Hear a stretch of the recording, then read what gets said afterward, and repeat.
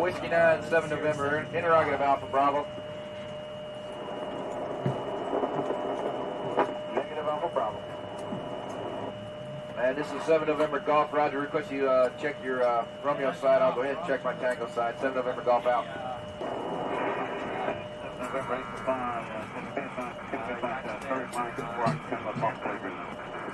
And 8 Plow, 7 November, say again. 7 November, go. I copied a while ago, 1 Charlie transmission that my thing used,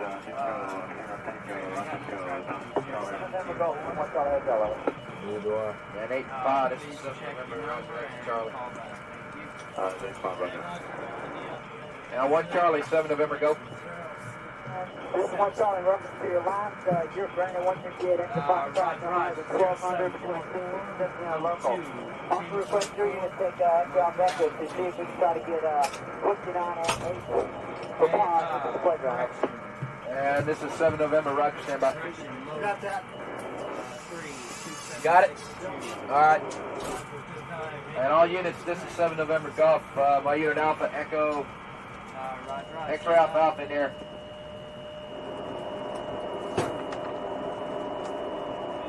One Charlie, Alpha Bravo.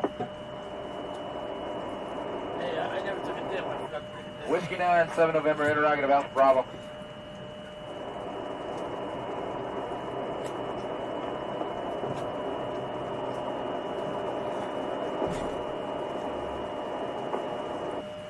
Whiskey 9, Yankee, 7 November Golf, over. This is Whiskey 9, go. Whiskey 9, 7 November, interrogative Alpha Bravo. Whiskey 9, Yankee, 7 November Golf, over. This is Whiskey 9, go. Whiskey 9, 7 November, interrogative Alpha Bravo. Negative Alpha Bravo. And this is 7 November Golf. Roger, request you check your Romeo side. I'll go ahead and check my Tango side. 7 November Golf out.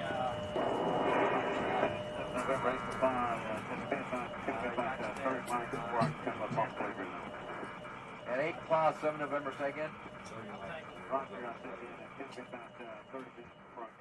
7 November, go.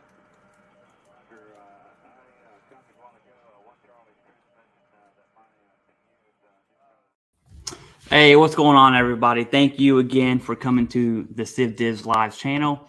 Here this week, we got this guy, Dr. Sharma. Go ahead and introduce yourself for everyone. Hey, everybody. Good to be here. I'm Prashant Sharma. I'm a psychiatrist.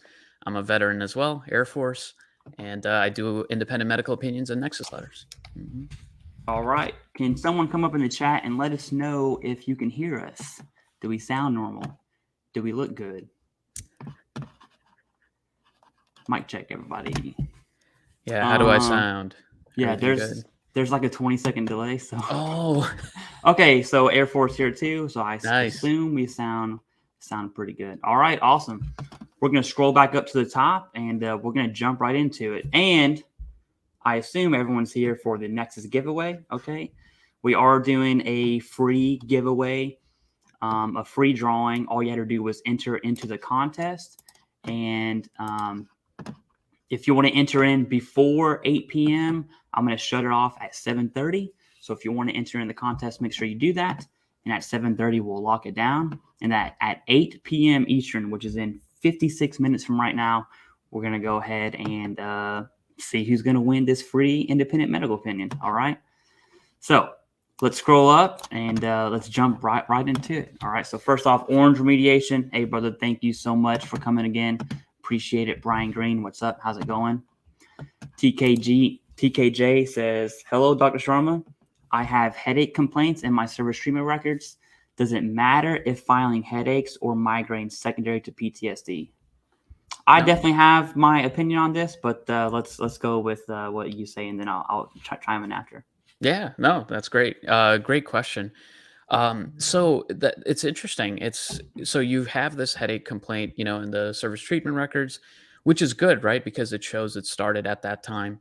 And I'd probably take a look at the records and see what other information is there? Does it just say headaches? Does it say any other characteristics that might be similar to migraines? Maybe there's some nausea, vomiting, maybe there's some light sensitivity, sound sensitivity, anything like that, in the records. If I see anything like that, I'll gravitate to that, because those are migrainous characteristics. So I'd look at that, and then I would look at whatever correlation there is with PTSD. So if somebody is having more migraine headaches, more intense and frequent migraine headaches when they're experiencing more anxiety, stress, flashbacks, intrusive memories, things like that. We can also do both in a sense that I can show, in the medical opinion that headaches began at that time. So mention that, and then also bring in the secondary connection that PTSD is worsening it as well. So, oh yeah, that was the second point was definitely what I was going to see is first, how strong is your evidence from in-service? Okay. Assuming you say I only have headache complaints, so it's definitely complaints. So do you have connection there to connect it direct to service? You have one of the three, right? Which is an in-service event. You still need a current diagnosis. I'm assuming you have a current diagnosis if you're asking this question. If not, go get one. That would be step one, okay? And 3 is the nexus. And this is really where your question's asking. Is the link between your migraines to service? Or did it start in service and then worsen by your PTSD? Really depends there. To be honest with you, I think whichever way you choose, you're good in both. What I would personally do is go direct first and then see what happens, assuming you have the evidence to go direct. And then in a supplemental appeal, if denied, then I would go ahead and file the secondary to PTSD, assuming that the nexus is why you were denied in the first place. All right. The star of today, okay, B-Buck 2003. Just so everyone knows, the donator of the free independent medical opinion is this guy right here, B-Buck 2003. He has a message that we will share right before we do the raffle. I'll go ahead and read it word for word. B-Buck, thank you so much from the bottom of my heart, helping the community, and I definitely appreciate it. Yeah. All right, Virgil says, are you able to see the comments as I pull them up? Actually, yeah, this is okay. Wonderful. Perfect. Mm-hmm. Easy. This is easy then.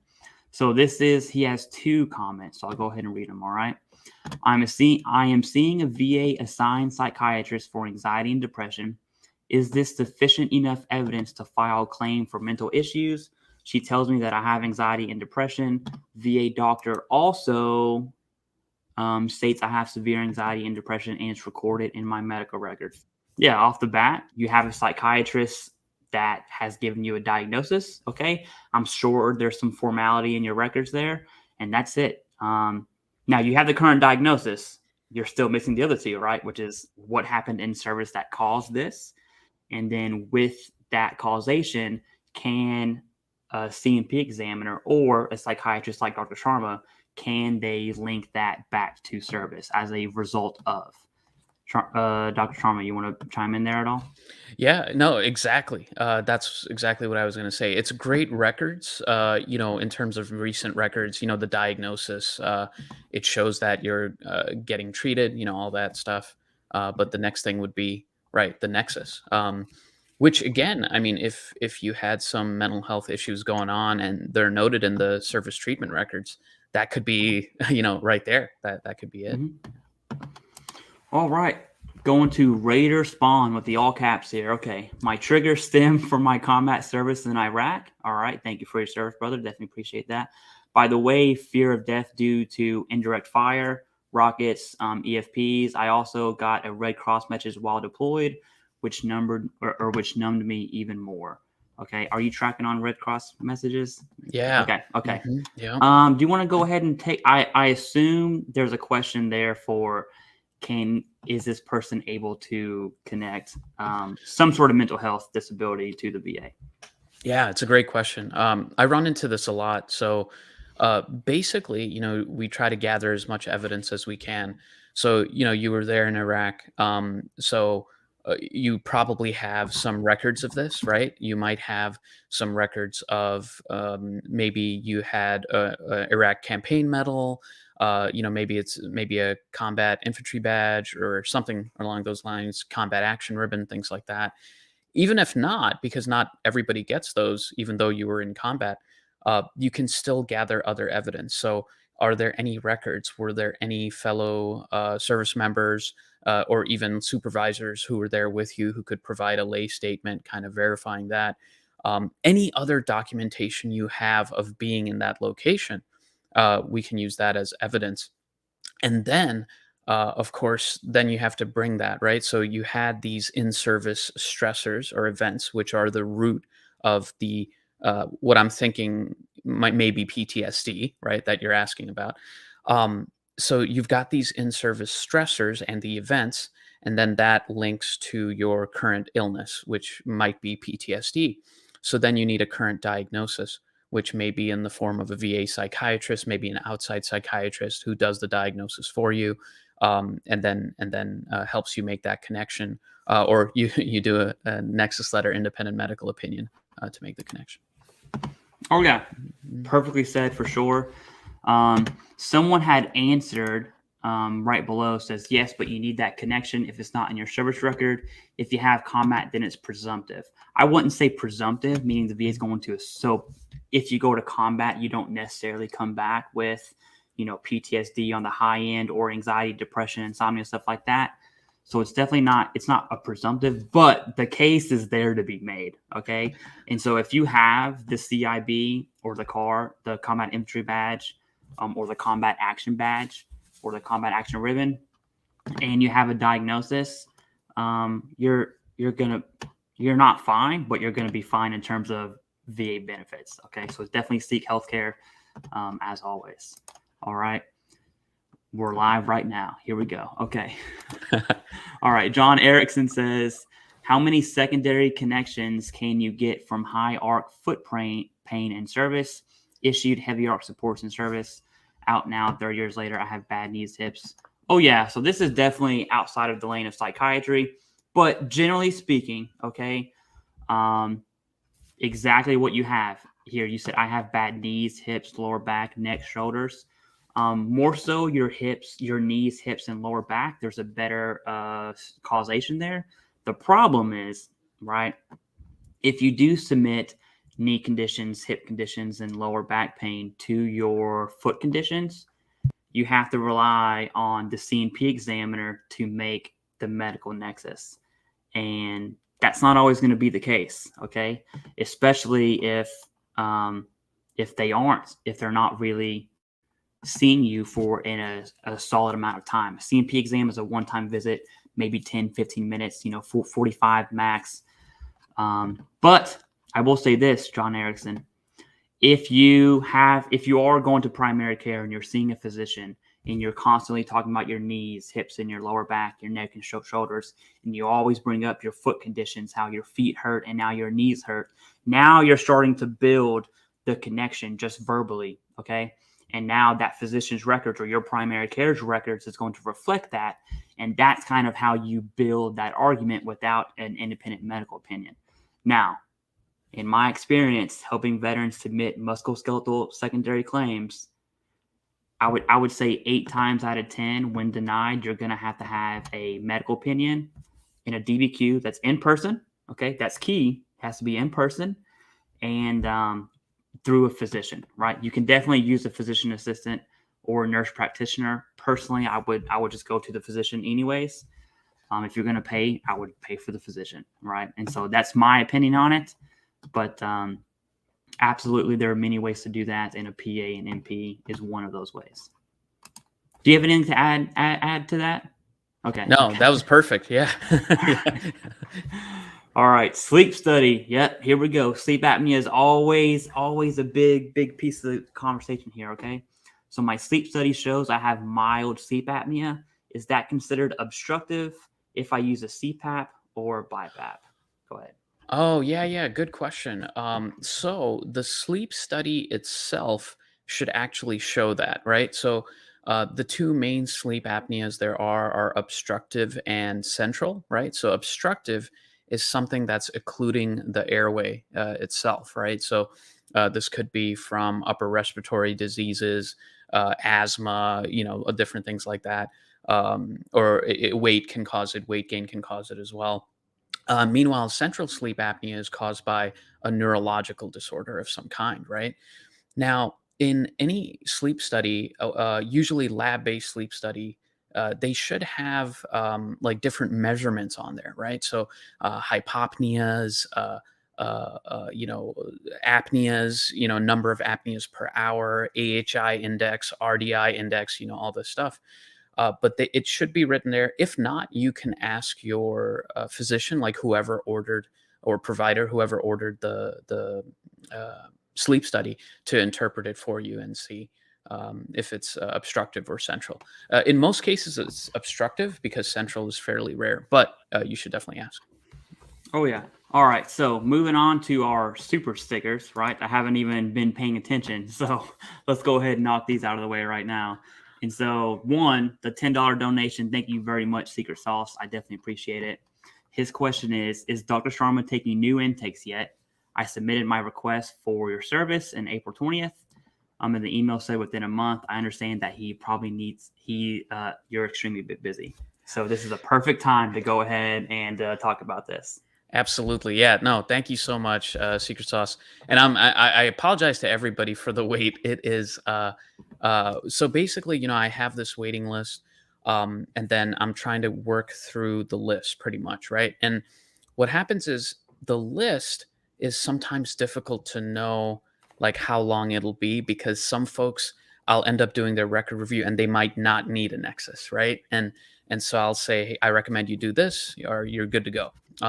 And then other folks, I will do the Nexus, and then they'll go into the appointment slot. So that's what I'm running into. There's a little bit of variability there. So I do apologize. However, you submitted on April 20th. So I'm working through people who submitted on April 13th right now. So you're very close. You're not far at all. And so you're probably right around the corner, not too far. But yeah, thanks for everybody's patience. And I am trying to train up another psychiatrist to help me with this. I want to retain the quality of the Nexus letter. So if I can do that and get somebody else, that'll be good. Yeah, there's so many things I want to talk about from what you just said. Okay. And I'll be as quick as I can. The first one is you said after you review the records, you may not recommend the IMO. That is huge. Okay. There's a big integrity piece there, guys and gals, that could Dr. Sharma kind of elicit you to pay for that IMO when it's not needed? Probably. Okay. He seems pretty convincing to me, but it's the integrity piece that, he looks at your records for free and says, hey, I can help you connect this and here's why. Or, hey, I really wouldn't go down this route. Okay. And this is an opinion from board certified psychiatrists, which is the top of the top. Okay. And then, and you also said that the wait is, I get so many emails on the wait list. Okay. I'm sure you get way more, but I will say this.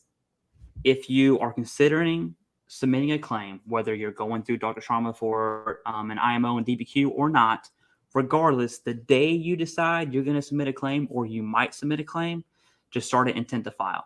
Okay. Is that going to speed up the process? No, it's not, but at least you're going to be backdated. Okay. And so definitely keep that in mind.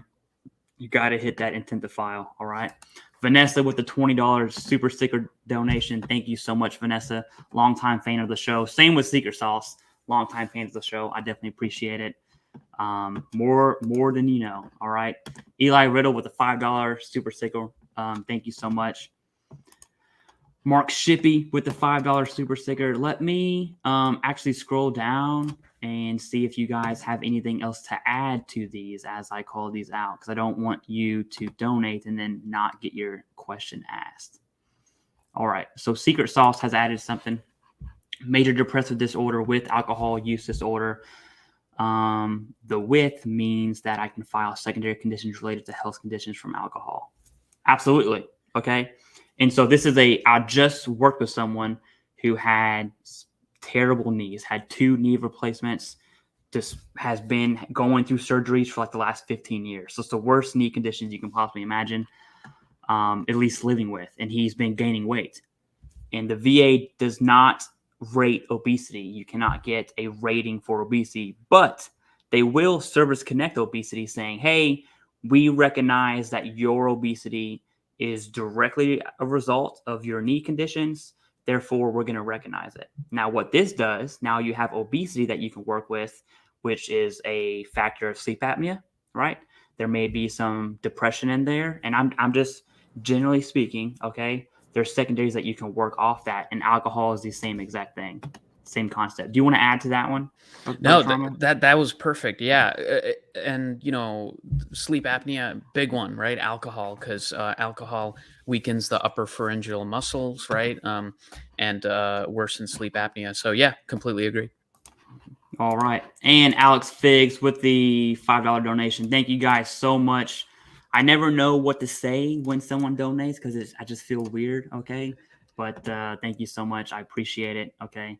All proceeds from the channel go back into the channel, and that's where we're at. All right, let me scroll down to where we were, which is right here, talking about sleep studies. All right. So John Erickson says, if the VA issued a CPAP, you get a 50% rating if it's service connected. Yep. And it's what we call a high value claim. Okay. Usually sleep apnea is secondary. And in my opinion, the only way to have it direct is to have a sleep apnea diagnosis in service. If you don't have that, the VA is very reluctant to say it came from service. Although you might have PTSD, you might have multiple deployments around the Middle Eastern region of the world. And it just is what it is. It's a weird one, right? Do you want to expand on sleep apnea, secondary service connection, and causation and correlation and all that stuff? Absolutely, yeah. And yeah, so with sleep apnea, this is one of the toughest ones. And I always tell folks who come to me about it, it is an uphill battle most of the time, right? But basically, there's a few ways that you can go about it. It's all secondary, just like Clay said. So, for instance, I mentioned, the alcohol use disorder, things like that. Keep in mind that PTSD does not directly cause sleep apnea. There are a lot of folks out there who will tell you that they will write you a letter that says that. But there is no mechanism of action there between PTSD and obstructive sleep apnea. There's 2 things you really need, right, for a causation. So you need to have the study showing that there is a correlation, right? And then you have a mechanism of action, right, between these 2 conditions. And then you can draw and make it a causal relationship, basically.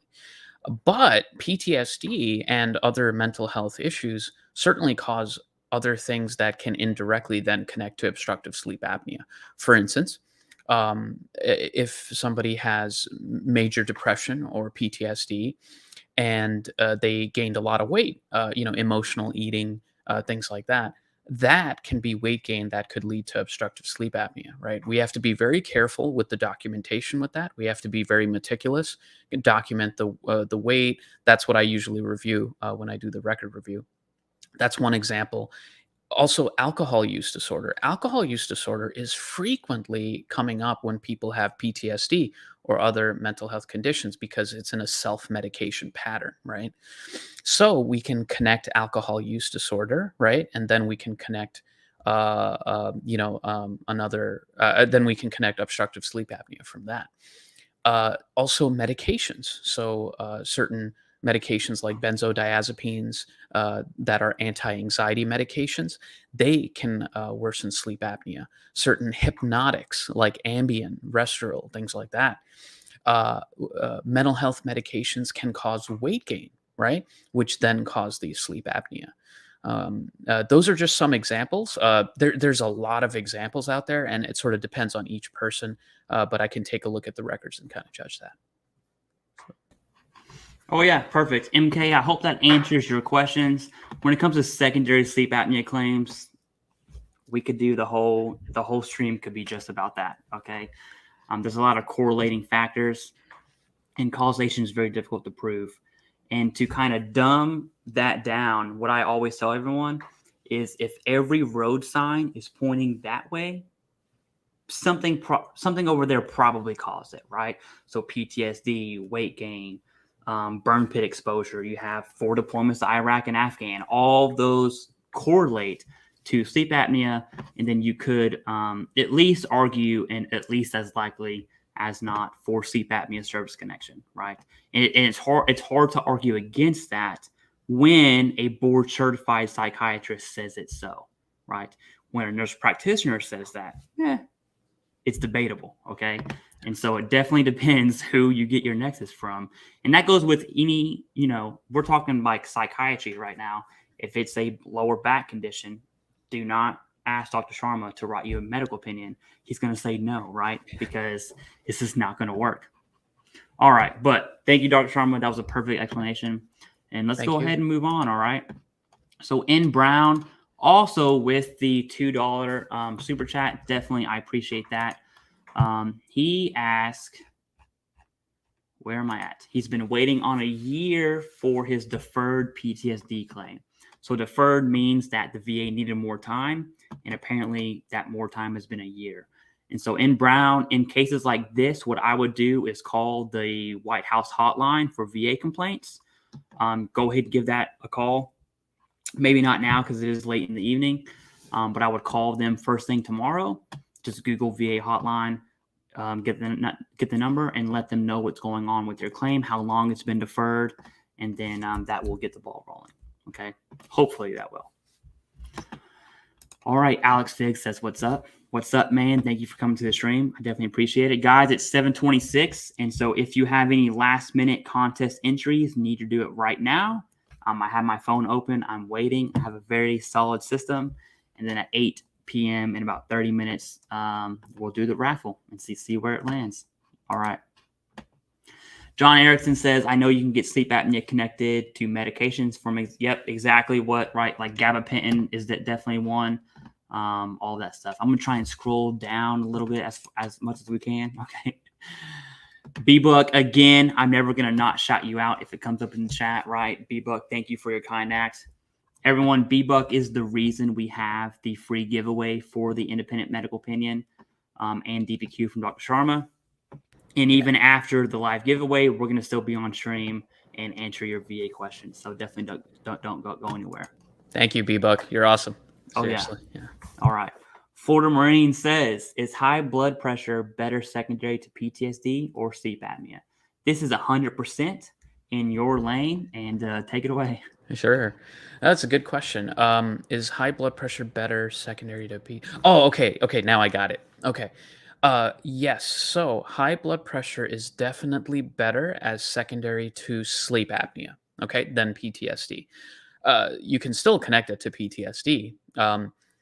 But sleep apnea, obstructive sleep apnea, has been known to cause high blood pressure. It is a significant risk factor for high blood pressure.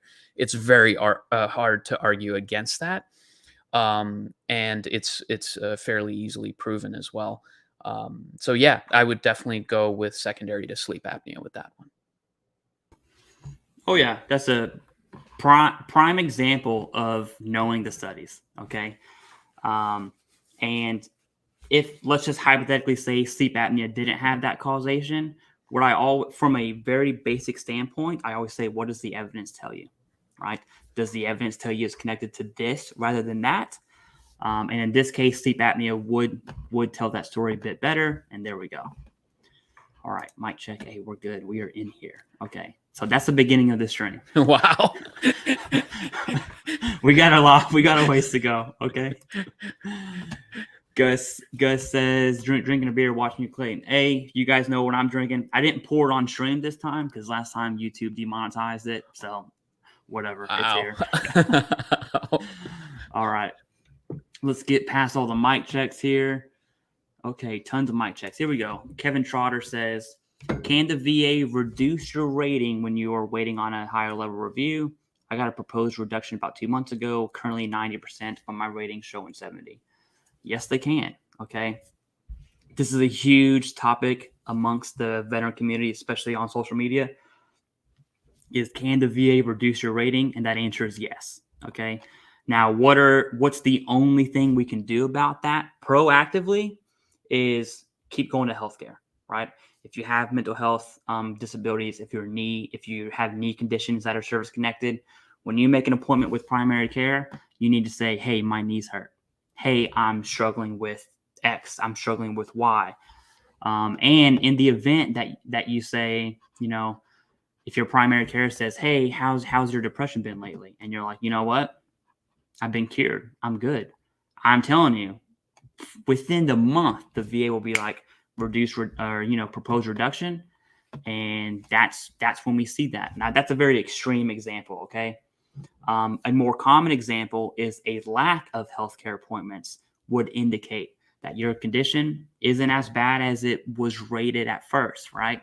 And so your 70% mental health rating might be proposed to 50 or 30% if you go years without seeking healthcare. And we're definitely not talking about static disabilities. That's something else. And you know what? This is a good time to talk about the question I had asked you, okay? And so everyone, Dr. Sharma is going to answer, and this is a huge, huge question within the veteran community. Dr. Sharma, how do you determine that a condition is unlikely to improve over the span of the veteran's life? In other words, how does a condition become static? And this is from your perspective, and then I'll have to make a video on the VA's perspective. But take it away. Nice. Great question. So this tends to be case dependent, right? So what I do is I look at each veteran or patient, right? And I determine it based on that. So there's a lot of factors, right? So now let's say that someone has PTSD, right, from very significant stressors. And this PTSD has been around for a number of years, right? And they have been on multiple medications without without significant benefit, right? Maybe there's been some benefit, but it's not significant enough for them to achieve remission, right? What we call remission, which is resolution of symptoms. You have relief, okay? So with that history, and then talking with the patient over time, we're talking with the veteran over time, that's when I determine, okay, this condition, it has been here for many years. We've tried a number of different medications. These medications are somewhat beneficial, but not really. And we keep looking for other options and alternative strategies.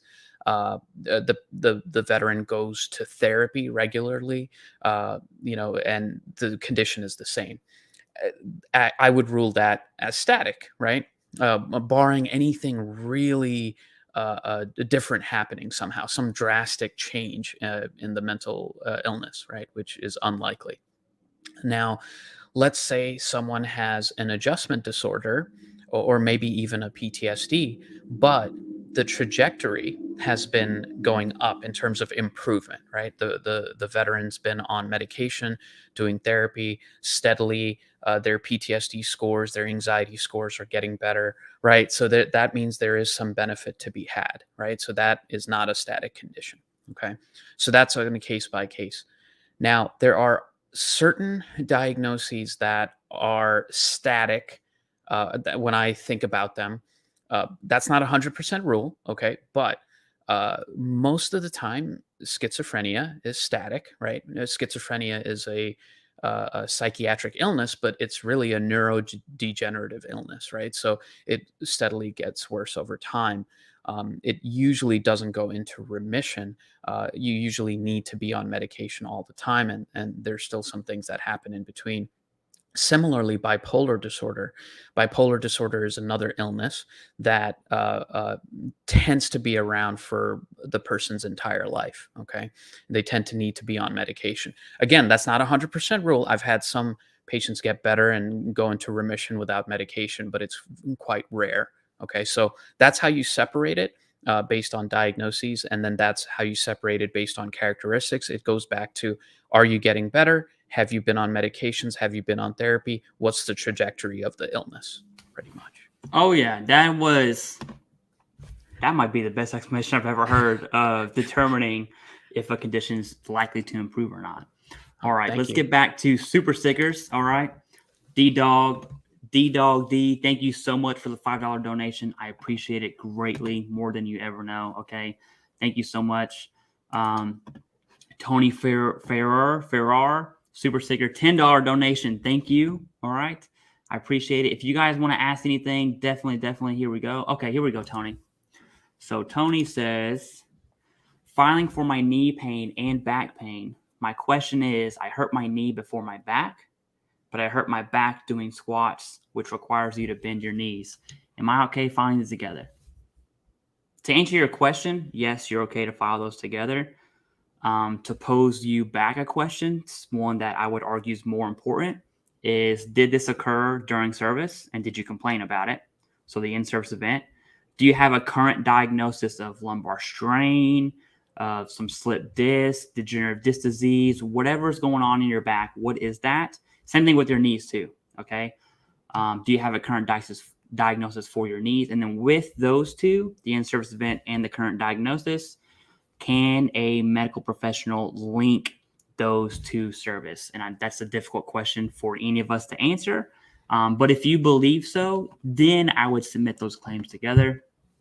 Now, if you're talking about a secondary, which I think you're talking about, you hurt your back, which requires you to bend your, okay, so you hurt your back doing squats, which requires you to bend. You hurt my knee before my back. Okay. If you're asking if your back is secondary to knees, again, it goes back to what's your medical evidence to show that linkage. All right. And if you don't have any, you might want to consider a medical opinion, right? Not off the bat.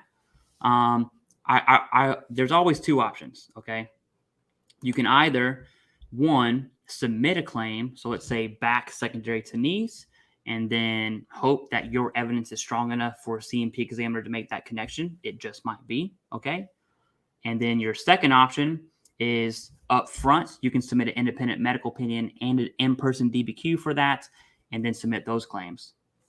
Your backup plan is, if you do option one, you can always submit the independent medical opinion and the DBQ as a supplemental claim, and you'll still get the backdated pay. And so that's usually what I recommend veterans, is not to really touch IMOs and DBQs until you're in the supplemental claim, because 9 times out of 10, you don't need one. Now, if you're in appeals, okay, that changes. It changes everything. It depends on why you were denied in the first place. But absolutely, Tony, thank you so much for donating. I definitely appreciate it. Do you want to add anything, Dr. Sharma? No, that was great. Okay.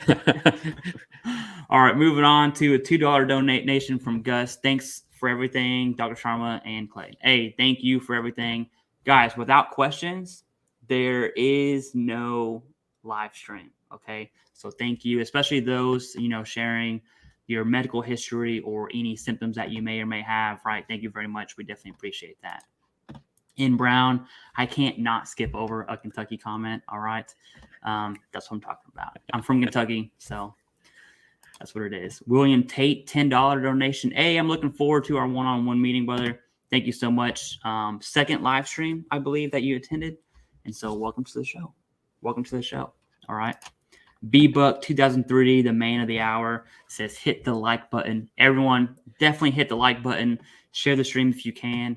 I hit my 1 year of creating YouTube just about a week ago. Now, I didn't post any videos yet because I was still in my planning phase. But I did hit my 1 year mark, and we are like 200 subs from 10,000, which is, it's almost unheard of. Okay. Especially with an audience that is as small as a veteran community. So thank you so much. That's only possible with you guys, and I definitely appreciate that. All right. Congratulations, man. Thank you. And I don't know how these questions transition so well, okay? Because I'm at the bottom right now. I still got to go back up to the top. So why the name Civ Div? Right. So I've been asked this a few times, and I think this is inherent to the Marine Corps culture. But in the Marine Corps, you have 1st Marine Division on the West Coast, which those guys don't matter. Then you have 2nd Marine Division on the East Coast at Lejeune, right? The real Marines. Then you have 3rd Marine Division down in Hawaii and all through, the Pacific. And the saying is, when you get out, you join Civ Div, or the civilian division, right? It's all either first Civ Div or second Civ Div. So I joined second Civ Div because I'm an East Coaster, and so that's kind of pretty much how I made the name TheCivDiv. Now I wanted Civ Div by itself, but I had to put a TheCivDiv because there's another dude on YouTube named Civ Div, and he posts videos of like combat footage from Syria and stuff like that, which is also weird because in his videos, I was in Syria in 2017 working with the YPG and YPJ and SDF, and the same places he shows, I've been there. So it's just very weird how his name is Civ Div, and I'm like, hey, that's like 3 clicks from Raqqa. I know exactly where that's at. Wow. But that's the name of Civ Div. So yeah. All right. I still remember those places almost 7 years now later. Wow. All right. Secret Sauce with a $20 donation. Hey, brother, thank you. I believe this is your second one of the day. It absolutely is. Wow. Secret Sauce, thank you so much. I appreciate it. We're definitely going to answer this question here. All right. I'm currently diagnosed with GERD and prescribed the O word. And also prescribed sumatriptan for migraines. Okay. I've lost over 40 pounds from the GERD. Can both of these conditions be related to MDD with AUD? This is 100% in your lane, and take it away, Doc. Absolutely. Great question. So I'm just going to make sure to understand this. Diagnosed with GERD, prescribed omeprazole, also sumatriptan for migraines. Can both of these conditions be related to MDD? So I believe you're asking, can these conditions cause MDD with AUD, or you might be asking vice versa. But I'll answer it both ways. Okay. So yes. So the sumatriptan for migraines. So migraines, headaches in themselves can be really demoralizing, right? That's what we call it: demoralizing, depressing. Especially if the intensity and frequency of the headaches is very significant. That can cause a depression in itself, right? It can also cause anxiety, right? If you're anxious about when the migraines are going to occur, is it going to happen at work? Is it going to happen when I'm in the grocery store? Whatever, whatever those fears are, that can be an anxiety itself. GERD can also be demoralizing as well. I will say migraines is much stronger than GERD if you're going in that direction. Now, just in case you're asking vice versa, yes, depression with alcohol use disorder, 100%. Alcohol has such a causal effect on GERD, clearly, so 100% MDD with alcohol use can cause GERD. Also, depression with alcohol use disorder can cause migraine headaches. Depression itself can cause migraine headaches as well. Especially when there's a correlation, like if we're able to see that, let's say, when you're feeling extremely depressed and you're going through one of these severe depressive episodes, that you have more migraines, more severe and more frequent migraines, and we're able to prove that, yes. Absolutely as well. Similarly, alcohol use disorder, dehydration, right? That can worsen migraine headaches. Alcohol itself can worsen migraine headaches as well. So yeah, I hope I answered that. I did it both ways just in case. All right, awesome. Thank you, Secret Sauce, for tuning in. If you have another question, definitely put it down, and we'll go ahead and catch it. All right, Real 44 Ford. Thank you so much for the $20 donation, brother. Thank you so much. I appreciate it. His question, and I'm a bit confused by this. Maybe you can add some clarity to this, Doc. But he says PTSD and MDD, recurrent, moderate. There's a section code there. I was given this disability with no rating. I don't know what happened. Can you help out? Wow. And so I can tell you that 38 USC section 1702 is not right? I think your section code is off. Double check that for me, Real, because it would have been 38 CFR. There would have been like a 4.130 or whatever the code is for mental health. Let me go ahead and Google that. Do you want to add any clarity to that? Sure. Yeah.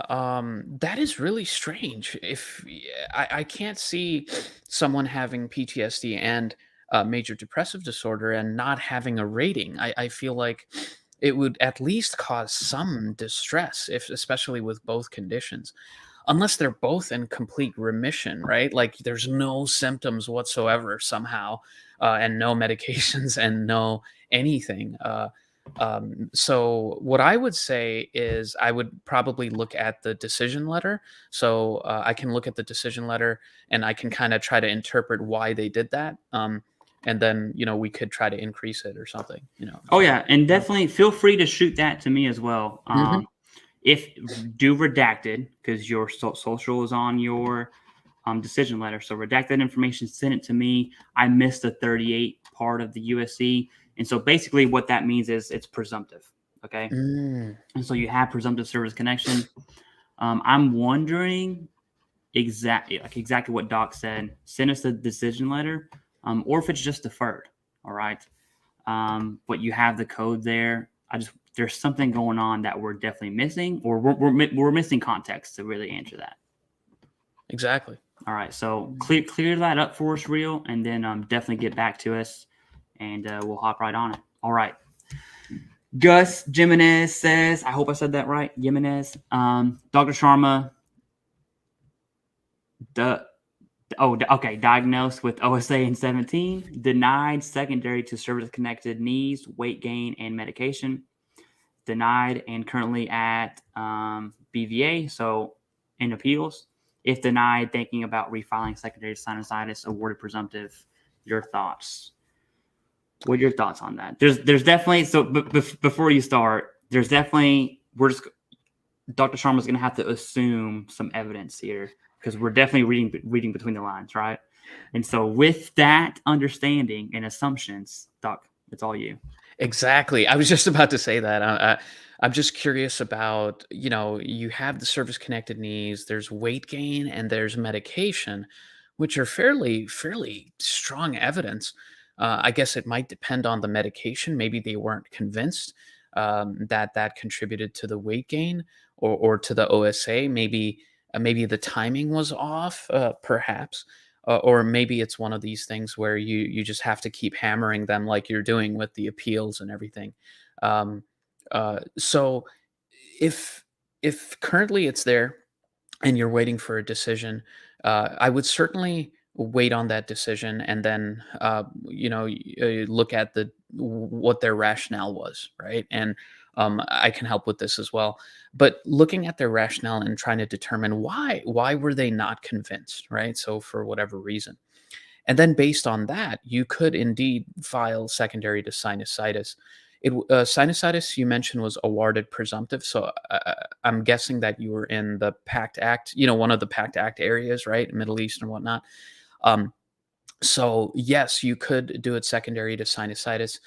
You can also hook in heavy particulate inhalation through the PACT Act, right? So basically, when you're out there, burn pits, sandstorms, all the stuff that we were exposed to, you have that, and all of that causes heavy particulates to be inhaled, right?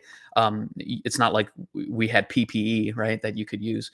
Inhaled, and that causes upper airway resistance, right, and causes and worsens sleep apnea. I've helped folks with that as well, so you could do that. But I would definitely wait to see what they say and like what their rationale is, because these are pretty decent reasons overall. So, oh yeah, perfect explanation. And the only thing I would assume is, I know you mentioned weight gain. Is the weight gain recognized by the VA, right? Or is it I gain weight because of my knees? Because if we say it, that's a lot different than the VA saying it, okay? And so that would be my first question to that. But based off of what you have and what the doc said, I think it's very clear that you have a route to secondary connection, right? It sucks that you're in appeals. It's going to take a while.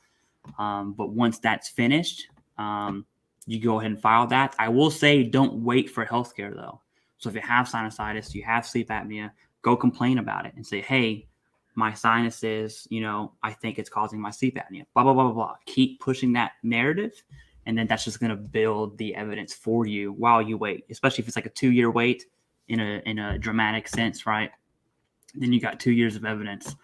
And you might as well do that versus sitting down. So, Exactly. all right. Going all the way back up to the top, guys, do not worry.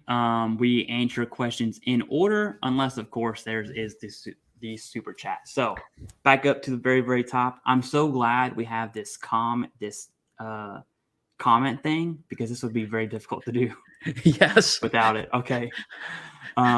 T Charger, what's up, man? He says, would I file supplemental or new claim for a new diagnosis of PTSD if I was denied for insomnia back in 2011? And so insomnia and PTSD are roped together under 38 CFR. I have asked DAV, their VSO, and attorney, and was given conflicting answers. Thank you for all you do. All right, Doc, you go ahead and answer this first, and then I will go ahead and give a not psychiatry answer to this, okay? Actually, yeah, no. In this one, I'm curious to hear your thoughts on it, because my assumption was that it would be a new claim because PTSD is a different disorder. But actually, I want to hear what you were saying. Yeah, Exactly. So Yeah. PTSD is new. It's a whole new Yeah. claim, right? And it's very different from insomnia. Now, depression, anxiety are basically PTSD, right? If you have PTSD, you probably have depression, anxiety, and it's probably severe, generally speaking. Insomnia is a bit different. They do share the same symptoms, because if you're not sleeping, you're going to be irritable, right? You're going to be mad. And then if you're really not sleeping, that will, for a long period of time, that can definitely develop into some serious conditions. But regardless of all that, it's a new claim. Submit the new claim. I would be curious as to why you were denied of insomnia. And I'm also curious as to your PTSD. So you have a new diagnosis, which is good. It's current. You were denied back in 2011. So I'm just going to assume you left service in 2011, which is 12 years ago. And so the VA is going to look for an in-service event. Did you complain about mental health in service? Or do you have an event that happened that would suffice as the in-service event? Like, again, we said earlier, the combat infantry badge, the combat action badge, a combat action ribbon, a deployment, a car accident. Did a family member die? I mean, did a friend die? Something had to happen for PTSD to arise. It doesn't just randomly pop up, right? So do you have that? You have the current diagnosis. Along with the current diagnosis, and this is one that people miss a lot, the VA is going to look from 2011 or whenever you got out, okay? I'm hoping it's 2011, all the way to right now. And if your evidence of PTSD is non-existent or any mental health disability is non-existent, even if you have the in-service event, the current diagnosis, the nexus is still difficult to make, because they're going to argue chronic and continuous, meaning if it was connected to service, why is it coming up 13 years later? Okay, at least on paper from looking at medical evidence. And when you have chronic and continuous, really the only way to combat that, because they're basically saying you have a gap in your evidence, is to get an independent medical opinion. But again, for Dr. Sharma or any other psychiatrist or any other physician, for that nexus, the IMO to be a good IMO, you have to have the evidence, okay? Dr. Sharma cannot create evidence for you. He cannot say, well, in 2013, let's just say you felt like this. There's none of that happening, okay? A self-report is not medical evidence. And so now you have a time gap. Your current evidence is going to have to combat that time gap directly. And I think that's more in your lane. But you do have a time gap, and it's hard. Like you have an uphill battle for sure. Let's just start there. No, exactly. And like with PTSD, exactly like Clay, you were saying, if it's coming up now, it's like, why, right? So, and there are cases where that can happen. An example of a veteran I had recently is, it was things were fine for a while, but a particular event happened that was very similar to what happened in the past, and that brought it out, and then it was documented on his treating psychiatrist notes, right? That it's like, oh my God, like this trigger, I've never seen him like this. What is going on? Everything. So yeah, so there are certain things that can happen. But yeah, we need that evidence. Yeah. All right. Alex Fig says, Doc, this is a question for you. He says, why would my rater request a second IMO? This is going to lead me to a follow-up question, but I have my thoughts on this. Okay, I'm going to assume some things, but I definitely want to hear your take on this. Yeah, great question, Alex. So basically, so there's a lot of different reasons, but maybe there's some conflicting evidence of some kind, right? So, the first IMO is saying, one set of things. Like, let's say the first IMO is saying, yes, the major depressive disorder is connected to service because of X, Y, and Z. But then, there is some conflicting evidence that is in the system that either the IMO author saw or maybe they didn't see. And so the rater says, okay, I want another medical opinion. And then they request another one. And then that goes and you get another assessment done, which is super annoying. But then you get a second opinion and then they try to adjudicate it based on that. I've seen that happen back and forth, particularly with cases that have been, supplemental claims appeals, things like that. Sometimes there's dueling IMOs, right? Where I'll put up an IMO against a VA IMO that doesn't agree with what I'm trying to say. And I'll make it kind of a rebuttal IMO in that way, basically kind of rebutting against what they're saying with evidence and my own scientific studies that I've gathered and, things like that. But yeah, so sorry, that was a rambling answer, but basically that's they would request that second IMO for that reason. So. Oh yeah. So let's go ahead and tackle this one again. Ed says he sent you an email, right? Where are you at in your process right now? And if a veteran were to reach out to you today, what does that look like? Yeah, absolutely. Good question. What I'm doing is I am searching for his name on my list, and so I believe. So don't quote me on this. I'm gonna go back and double check this, but I believe you emailed me on April 28th. Okay, so which means that. Currently I'm working through folks who emailed me around April 13th, 14th. So you're not too far. It's a little bit hard for me to estimate because when I work through cases, I'll be reviewing records and some folks, they won't need a Nexus and I'll say, you're good to go. You don't need my help. We're all good. And let me know if you have any questions. And then they don't get an appointment slot. And then other people, they get an appointment slot, right? So it's a little bit hard for me to judge that. I will say that I'll go ahead and estimate that I'll be able to work with you at the end of this month. Okay. I'm purposely kind of being pessimistic on it. So yeah. Now, the second question, which again, I really apologize. I feel terrible because this wait list, if somebody submits something right now, I will likely see them in August or September, which I know is like really not a good answer. Most likely September even. So it's a little while away. I am trying different things. You guys might have heard me say that I'm trying to recruit another psychiatrist, somebody who can keep up the quality of these opinions, right? And I'm trying to do that. I got a dictation software that records my voice and transcribes it into text. I got that last week, so I'm trying to increase my efficiency. But really, I want to go back to why it takes long is because I spend so much time on each medical opinion Nexus letter, which is why we're getting a lot of approvals without CMP exams, right? That's exactly what I was going to bring up. Yeah. There is a wait. But of all the people, and not everyone has reached out to me saying, hey, docs, IMO, help me out. But the people that have, which is about, I would say roughly about 30 to 40 people individually. All but one has said, I've had to go to a CEP exam, right? So about 35 to 39 veterans basically submitted the IMO, submitted the DBQ with their records.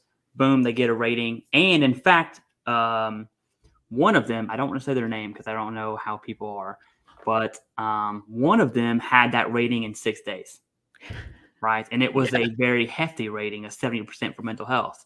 And it's just like, that is a solid indicator that a opinion from a board certified psychiatrist that's not baloney, that's using your evidence, that has that medical opinion is working.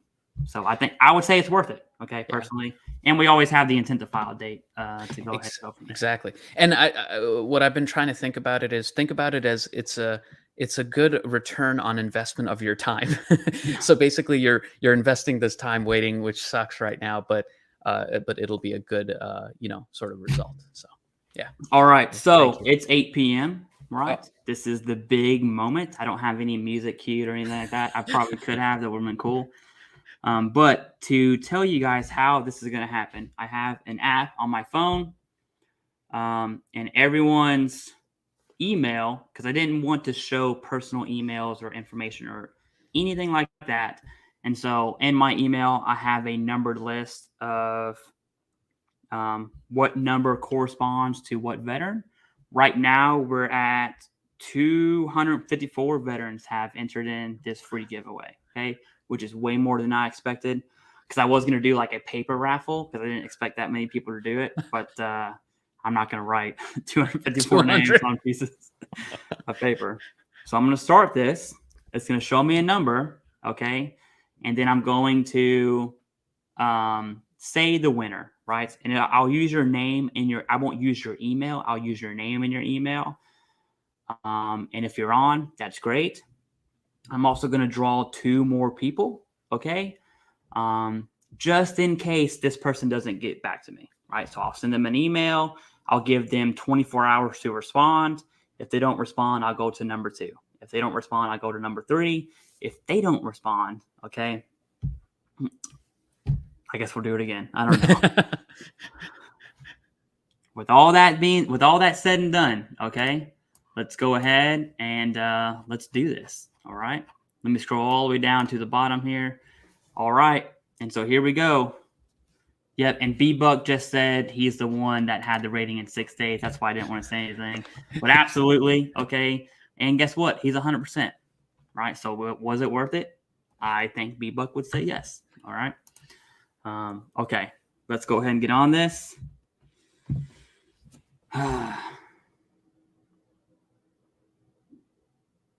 Nope. Here we go. Raffle is running. It is number 20. Number 20. That's a low number. Let's see. Number 20 is John Hickman. All right. John Hickman, if you are in the stream, go ahead and pop up. I'll give you like 30 seconds. I know there's a delay here. But let me know if you're on the stream. I'll send you an email, brother. And let's go ahead and do the second place and third place just in case. All right. And so now we have number 186. All right. 186 is William Tate. Hey, William Tate, you're second. Okay. William Tate donated today. That's awesome. Thank you so much, William Tate. Let me go ahead and put John Hickman's name up here. All right. William Tate, you're definitely second place. And so I'll give from 8 p.m. tomorrow, I will go ahead and give John Hickman a chance to respond. If he doesn't respond, William, I'm coming straight to you. So be ready. Okay. and I will email you if he does respond. So that way you're not anxious there. All right. And in third place, just in case William Tate ghosts me, okay, let's go ahead. And the third winner is number 71. All right. And 71 is Mark Wayner. I hope I said that right. Mark Wayner. All right. And so we have John Hickman, William Tate, Mark Wayner. All right. John is the winner here. And the backup, just in case, is William. And the backup to the backup, just in case, is Mark. I don't see. I see William. He's here. All right. Ah. Hey, William, 8 p.m. tomorrow, brother. I will send you an email. Okay. But the first place is definitely John Hickman. And so we will at least give him a chance to respond. And we have, I'm sorry, go ahead. Oh, no, I was just going to say, and whoever wins, coordinate with me and we'll get it done. There we go. Yeah. And I'll probably CC you in the same Awesome. email. And then if 24, I'll CC you in the email after they respond. So that way we kind of have a for sure. There, okay. Good idea. And then I also want to, so B-Buck has a message to John Hickman and to all veterans. Okay. Just so you guys know, B-Buck is the reason this even happened. Okay. Let me go ahead and find your name. Here's B-Buck. All right. He's the one that had the 6-day. I'll put this one up. This is a good comment. He's the one that had the rating in 6 days, no CMP exam, straight from IMO DBQ. Ended up filing another claim and then got 100%. So look at that. Okay. And it was recent, May 24th. So thank you so much, B-Buck. Thank you, B-Buck. Is a very generous offer. And I'm glad you did it to, B-Buck could have donated to the channel, but he decided to do it to another veteran. And that's really what it's about. Okay. I genuinely do not care about I care, but it's not I do this for free. And so those that want to support, thank you very much. B-Buck, thank you very much for this donation just to the community. All right. And here is B-Buck's message. I'll read it word for word. Okay. So he says, from B-Buck, congratulations to whichever vet has won the free mental health Nexus. That's John Hickman. Hopefully you have as much success as I have with the help of Civ Div and Dr. Sharma. I wish I was able to help all of that applied. I'd like to encourage all vets who've had success in their claims to try and give back if they can. Absolutely. Give back to the community, pay it forward. In fact, B-Buck has become a volunteer. Okay. And so that's awesome, B-Buck. I hope you don't mind if I share that, but it happened. Okay. But thank you very much. And maybe this way we can help many other veterans get the benefits they deserve. Thank you all for your service and God bless. Hey, B-Buck, thank you very much, man. And seriously, when he hit me up, I was like, wow, this is awesome. I never expected this channel to have that sort of community support, right? And that's really a testament to not just the channel, but to Dr. Sharma's quality of writing in IMO and DBQ. So thanks, Doc. Thank you. Thank you for your service. And both in more ways than one, with the Air Force veteran and now a psychiatrist writing quality IMOs and DBQs. Thank you. No, I really appreciate that. And thank you, everybody, like just this whole community.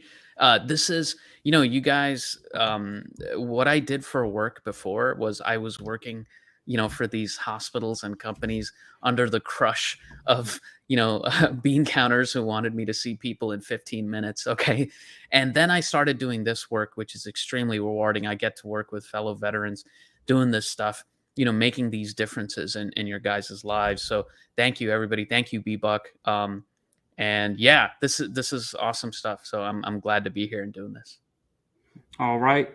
I just sent the email to John Hickman. 24 hours, brother. Well, really 23 hours and 52 minutes. Right. I'm sure William's counting down, but William, I will go ahead and reach out. And same thing to the third drawing there. All right. Let me find where we are in the chat. And don't worry, guys, the stream's not ending. Okay. Keep the questions coming. And we will continue. All right. Where are we at?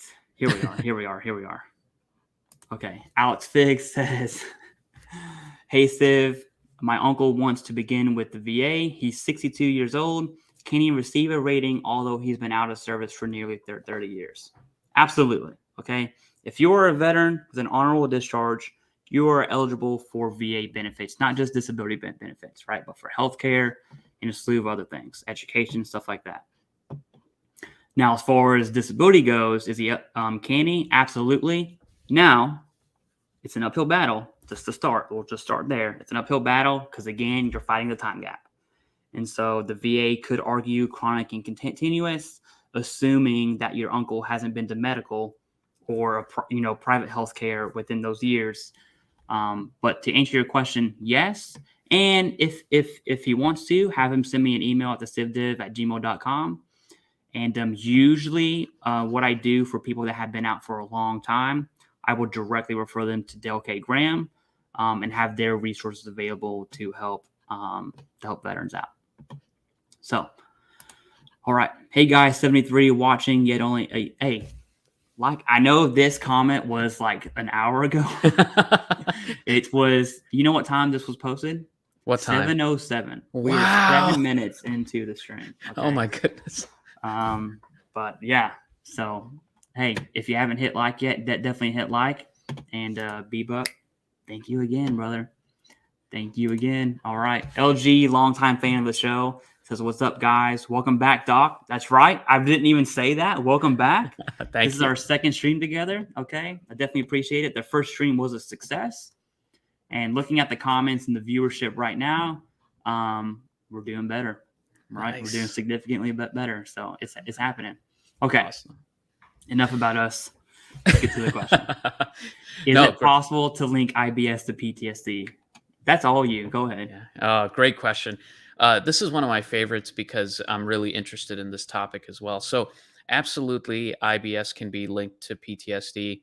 So, there is something called the brain-gut connection, right? So, and this has been well researched in medical literature.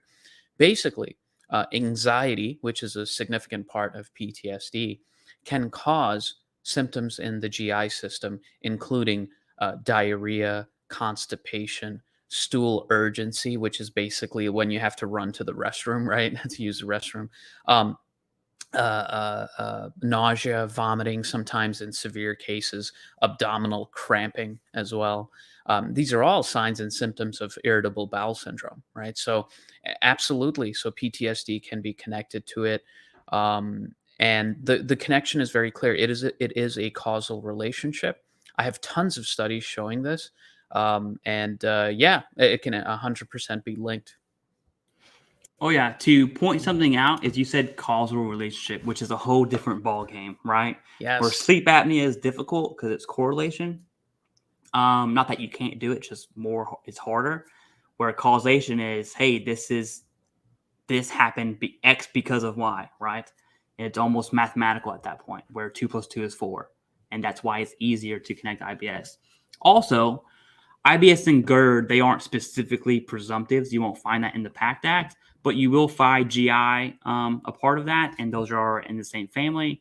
And so especially with if you fall under presumptive service connection with PACT Act, those are pretty easy claims, in my opinion. If you don't, and you have PTSD or anxiety, right, and the various other disabilities, I would definitely link IBS secondary to mental health for sure.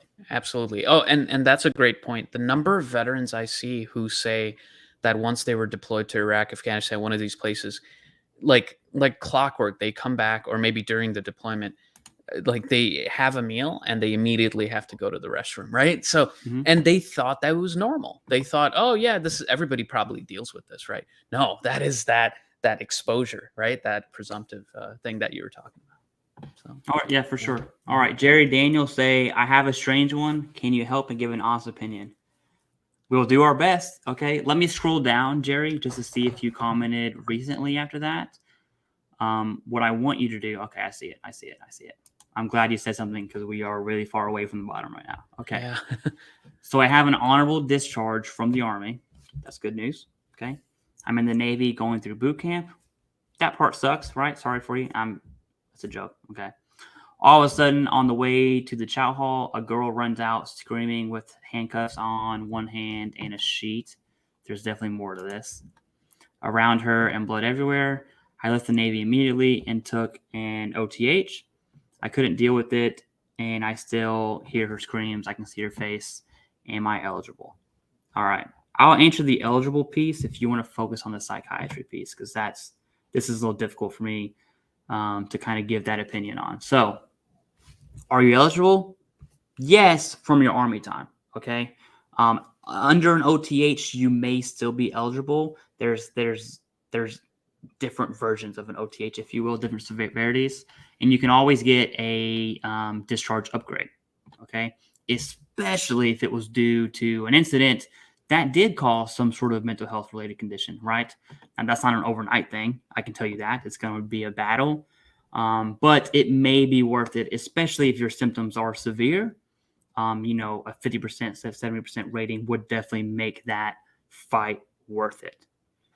So that's my 2 cents on it. Okay, you'll get various opinions on that, but Doc, as far as the psychiatry piece of that, Absolutely. what do you got?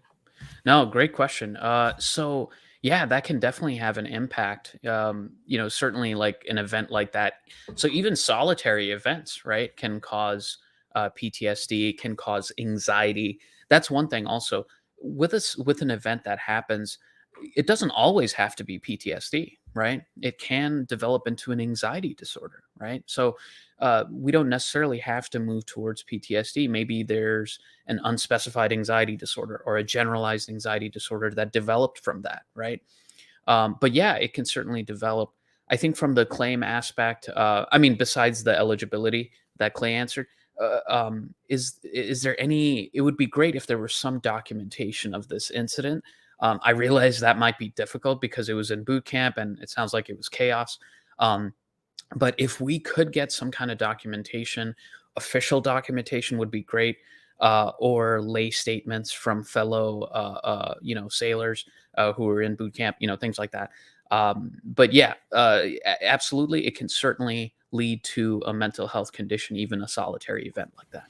Oh yeah, and I do want to bring up one thing because before I recommend people, so people that email me, if they need, if I think they need an IMO DBQ, I'll push them to Dr. Sharma. Okay, that's basically how it works.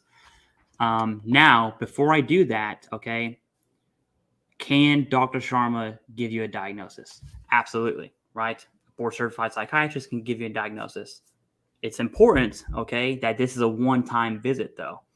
And that's different than your primary care referring you out. You have a treatment plan. You've been seen for even a month would be better, okay? Ideally, you want a few months. And treatment plan diagnosis. That diagnosis, not saying it's better than Doc's diagnosis, but it's not a one-time visit, okay? And so I always recommend, if you don't have a diagnosis, which I assume you don't, okay, is to get one first, get healthcare, get treated, start an intent to file date. Once you have that diagnosis, once you're going through that, then reach out if you believe you're going to need an IMO DBQ. And if you want an opinion on if you do or not, hit me up. I'll give you the best answer I possibly can. And then that's how that would basically work, right? So that would be your first step into pursuing this claim if you wanted to. Do you want to speak on the one-time visit diagnosis? Not that it's bad, but it's not as strong. I'm sure there's a medical way to say that, but it's not as strong as a healthcare plan. Yeah. Oh, 100%. Yeah. So I can definitely diagnose something, but like Clay, you were saying, it's a one-time visit, right? So the word for when a psychiatrist or therapist sees you over a period of time is longitudinal, right? So if somebody does a longitudinal evaluation of you, that means I can see you in May, June, July, August, September, and I have a really good sense of your diagnosis and how your symptoms have played out over that time, what your prognosis is, and things like that. With a one-time evaluation, I can certainly make a diagnosis, but it's never going to be as accurate as like a full, treatment plan over the course of months. So yeah, it's definitely important to build up that history. And great point, Clay. The evaluation I do is a one-time evaluation. We're not doing any treatment. That's why it's called an independent medical opinion. It's somebody who is not involved in your treatment plan. That should be your other folks. Yeah. Oh yeah. And that goes to say, every time we say something, there's always something else to grab besides answering comments. Yeah. Can you get a Nexus from your provider, right? Because that would make sense if the person giving you the diagnosis can write the letter. And this is weird. This is contentious within the VA healthcare system. And honestly, I don't get it, because there is policy that states VA healthcare has the ability to write Nexus letters and complete DBQs for veterans in preparation of a claim. States that pretty clearly. Okay. Now, do they all do that? Absolutely not. It's actually the opposite. Very few do it. There's a lot of reasons for that, right? The VA is short staffed, no surprise there. And so now, Doc, how much time, if someone were to email you today, you see them, how much time do you allocate to that one IMO and DBQ for that one veteran? Oh, yeah. So that's an entire day.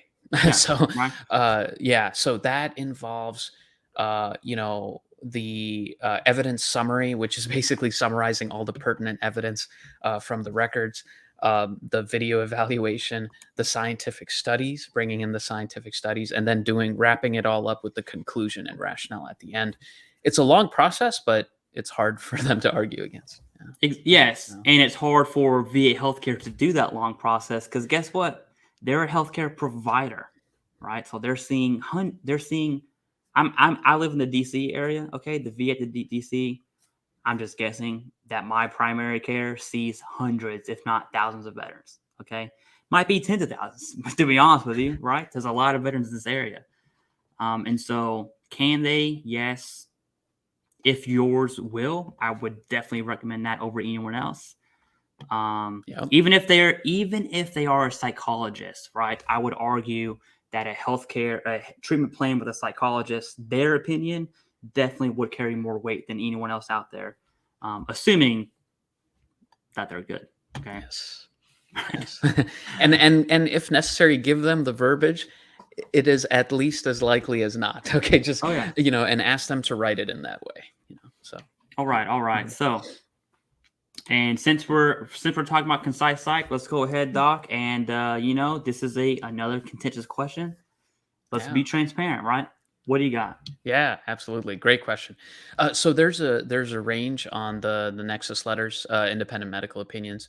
So the range is 695 to 995, and it all depends on each case. So it's the number of diagnoses. So let's say if somebody wants to get IBS connected to PTSD and migraines connected to PTSD, right? That's 2 diagnoses. So it's highly likely that would be probably $850, something like that. Now, if let's say somebody has 1 diagnosis they need to connect, but they have like 600 pages of medical records, right, to review, service treatment records and VA medical records. So then that might be $850, even though it's 1 diagnosis, because of the amount of evidence, right? Maybe somebody has a very unique case that requires an updated literature search, right? So that could be more than 695. So it really depends on each a veteran in each case and the amount of work that goes into each letter. Sometimes what I'll do also is, if it's a really complicated case, we'll do 995, and I'll block like a day and a half, right? Or 2 days, so to do that letter, or do it on a weekend or something. So it sort of depends on that. And it's a little bit variable, but it's always within that range. The only time it's ever gone above that if somebody was going for like 4 or 5 diagnoses or something like that, which is very rare. It's only happened once. So. Oh yeah. Great answer. Okay. I will tell you this, guys. I'm 100% transparent on just about anything and everything. Okay. And so I love transparency. It's always good. Accountability is a good thing. Don't let anyone tell you it's not. Okay. And I will die on that hill. But we have some more donations. All right. I definitely want to get to this. And so looking at Francisco with the $2 donation, he says it is S1. Thank you, brother. I definitely appreciate that. Right. Is SMCK, which is erectile dysfunction for males, and then female sexual arousal disorder, or FSAD, for females. Is it worth it if you're 100%? Yes, it is. Absolutely. Okay. It's a pretty easy win. Now, is it worth it? I would say if this is you, then go ahead and file for it. Right. And this is very common. If you have mental health disabilities, if you're taking medicine, especially multiple medicines that cause ED, You simply submit the claim for ED, and that's about it. It'll probably be an ACE review, which is basically a CMP examiner will review your records and say, hey, you don't have this medicine. It's definitely known to cause ED. It's awarded, boom, right? It's extremely easy to win. Now, if that's not you, okay, then that story might be a little different. But I'm assuming 8 times out of 10, that's really what people claim ED for, is for medicine, especially with mental health disability. So if that's you, definitely do it, right? Yeah, that's a big one to keep in yeah. mind, like, because sometimes folks are going through it, but they don't exactly realize that it's due to medication.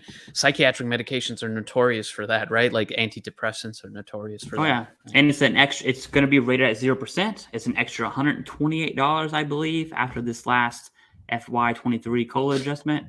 And yeah, I always argue for veterans to be properly rated. If that's at 100 or if it's at 10, right? Or 50, whatever properly rated looks like for you, that's what I'm going to argue every single day of the week. All right. Suffy O, thank you so much for the $10 donation. Let me scroll down just to make sure that you didn't ask a question with this sticker. And then we'll go ahead and move on. And I don't see anything. If you did. I think Sufi's at 7:08 p.m. Oh. Well, that's way up there. Okay. 7:08. Let's go to it. Good catch, by the way. Oh, yeah, no problem. And we're right here. It's exactly where I started at, okay? And so Sufi says, I'm 100% service connected for depression. First was unemployable, wanted... Okay, you are unemployable. You wanted PNT, was told a few months ago. I'm now TMP.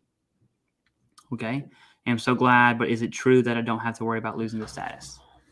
Yeah, I answer this question probably more than any other question. Okay, if you are, and I want everyone to hear me out, right? I'm gonna make myself big here. Sorry, doc.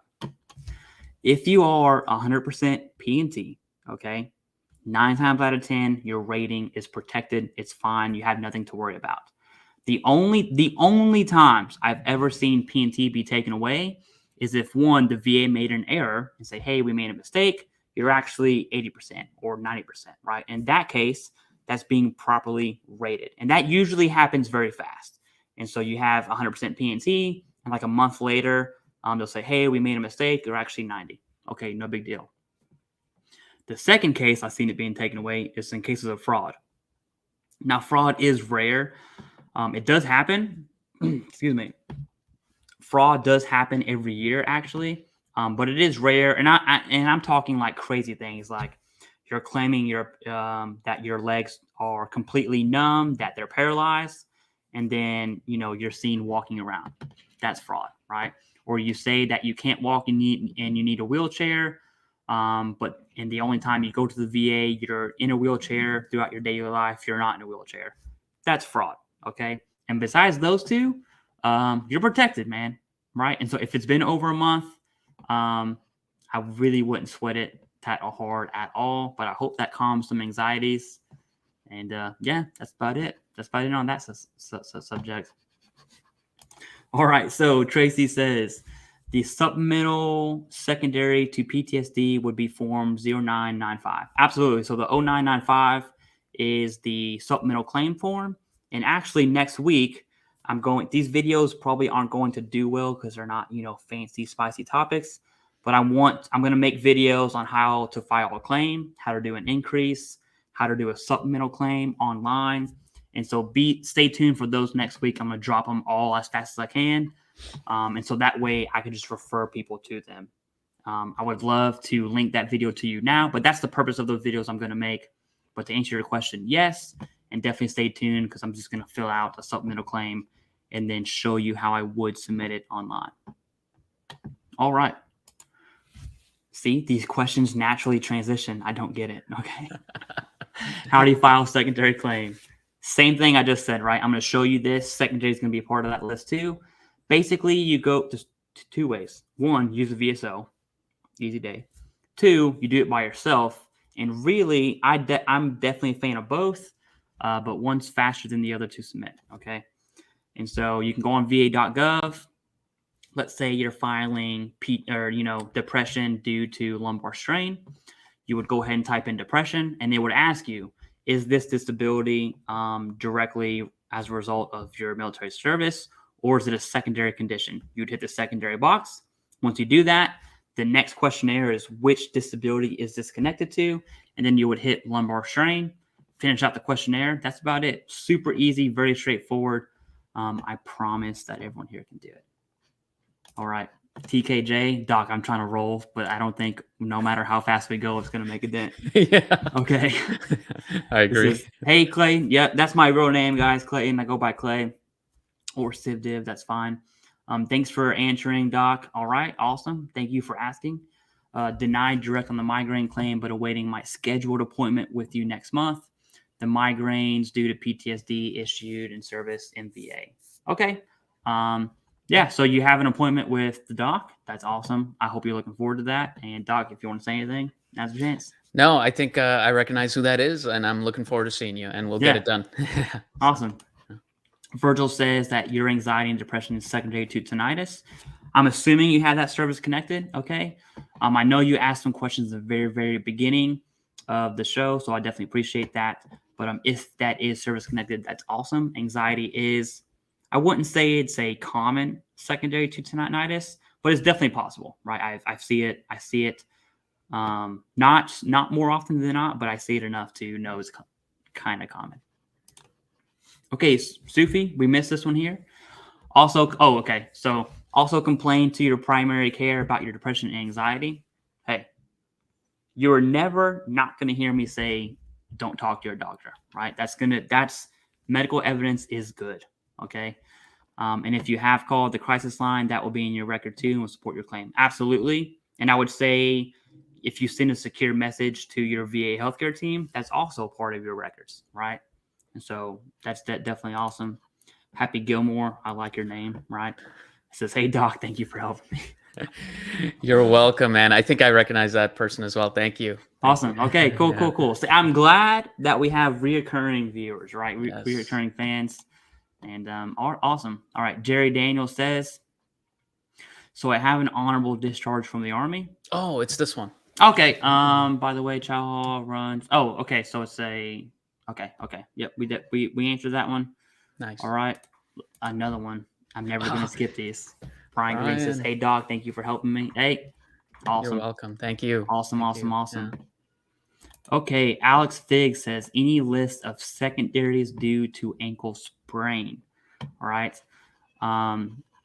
Depends on how severe the ankle sprain is. I'm going to assume it's not that severe because it's just a sprain.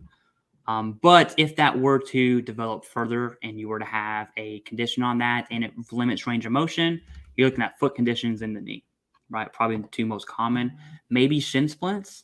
Doc, if you have anything to add to musculoskeletal things, guys, if you don't know, he's an actual medical doctor, okay? And that's why he's at the top of the psychiatrist list. But if you have anything to add to that, go ahead. No, that was a great answer. But yeah. So I was a flight doc in the Air Force, flight surgeon in the Air Force. So did general medicine before psychiatry. So yeah, and that's why I can answer on some of these things with sleep apnea and migraines and all this other stuff as well. Oh yeah, awesome. All right, so Real, another donation, brother. I appreciate that so much. To email myself or Dr. Sharma, just send me an email at TheCivDiv@gmail.com. And to email the doc, it's going to be prashant.sharma2@gmail.com. Okay. So the CivDiv, and you know what? I'll go ahead and type mine in the bottom or in the chat here. And then you'll see docs across the screen if I can type right. All right, there we go. So thank you, Real. I definitely appreciate that. And Jimmy Williams, right? Another longtime fan of the show. Thank you, brother, so much. I appreciate it. And I hope you're doing well, man. I really hope you're doing well. Let me see if Jimmy has said anything, and then we'll get back to answering. Oh, he just said it. Okay. Jimmy, you're awesome. I recognize Jimmy. Well. Okay, awesome. Yeah. He actually lives near where I live. Oh. And so, as a small statement, if anyone's in the DC area that is a veteran, there's a Silky's Hike. If you know what Silky's Hike is, it's by a nonprofit called Irreverent Warriors, and they basically combat veteran suicide. Okay, and what they do is around the nation, they do Silky hikes to attempt to get veterans out of seclusion and just hike together. Okay, and it's definitely it's veteran only. And I go to this every single year. So if you are going to the DC Silky's Hike, let me know. There's usually like 400 people there, and I'll be there. Okay, I have no idea where we're at. Let me see this. Okay, I found it. Ed Dansby, PTSD question perfect. All right, 70% PTSD with persistent depressive disorder. I want to file second to I have a diagnosis of GERD, but haven't given primary care doc symptoms of IBS yet. All right, go ahead. Right. This is definitely in your lane. And we've answered this so many times that I could probably answer it like a medical doctor at this point, but go ahead. No, exactly. Yeah. Great question. Yeah. So you want to talk to your primary care doc about those IBS symptoms, right? And you really want to emphasize, the specific symptoms. Like, man, I get these loose, watery stools. I know it's not a pleasant conversation, but loose, watery stools, and I have to go to the bathroom very quickly when it happens. I also get cramping in my stomach, and the cramping just gets to this peak where I just have to run to the restroom. Or is it more on the constipation flavor, right? So there's IBS constipation, there's IBS diarrhea, and there's IBS mixed, right? You can guess the mixed is basically a waxing and waning. It goes back and forth between diarrhea and constipation. The other ones are predominantly those symptoms. Talk about those symptoms with the primary care doc and let them know this is what's happening. Even if I know this is a really sensitive thing, but if there's any like accidents, right, going on yourself or anything like that, you can talk about that as well. It just emphasizes how bad it is, right?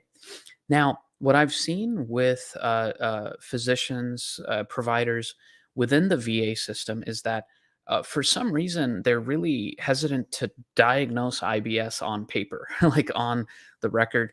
Outside physicians are less hesitant to do it. I really don't know what the reasoning for this is. For me, IBS is very straightforward.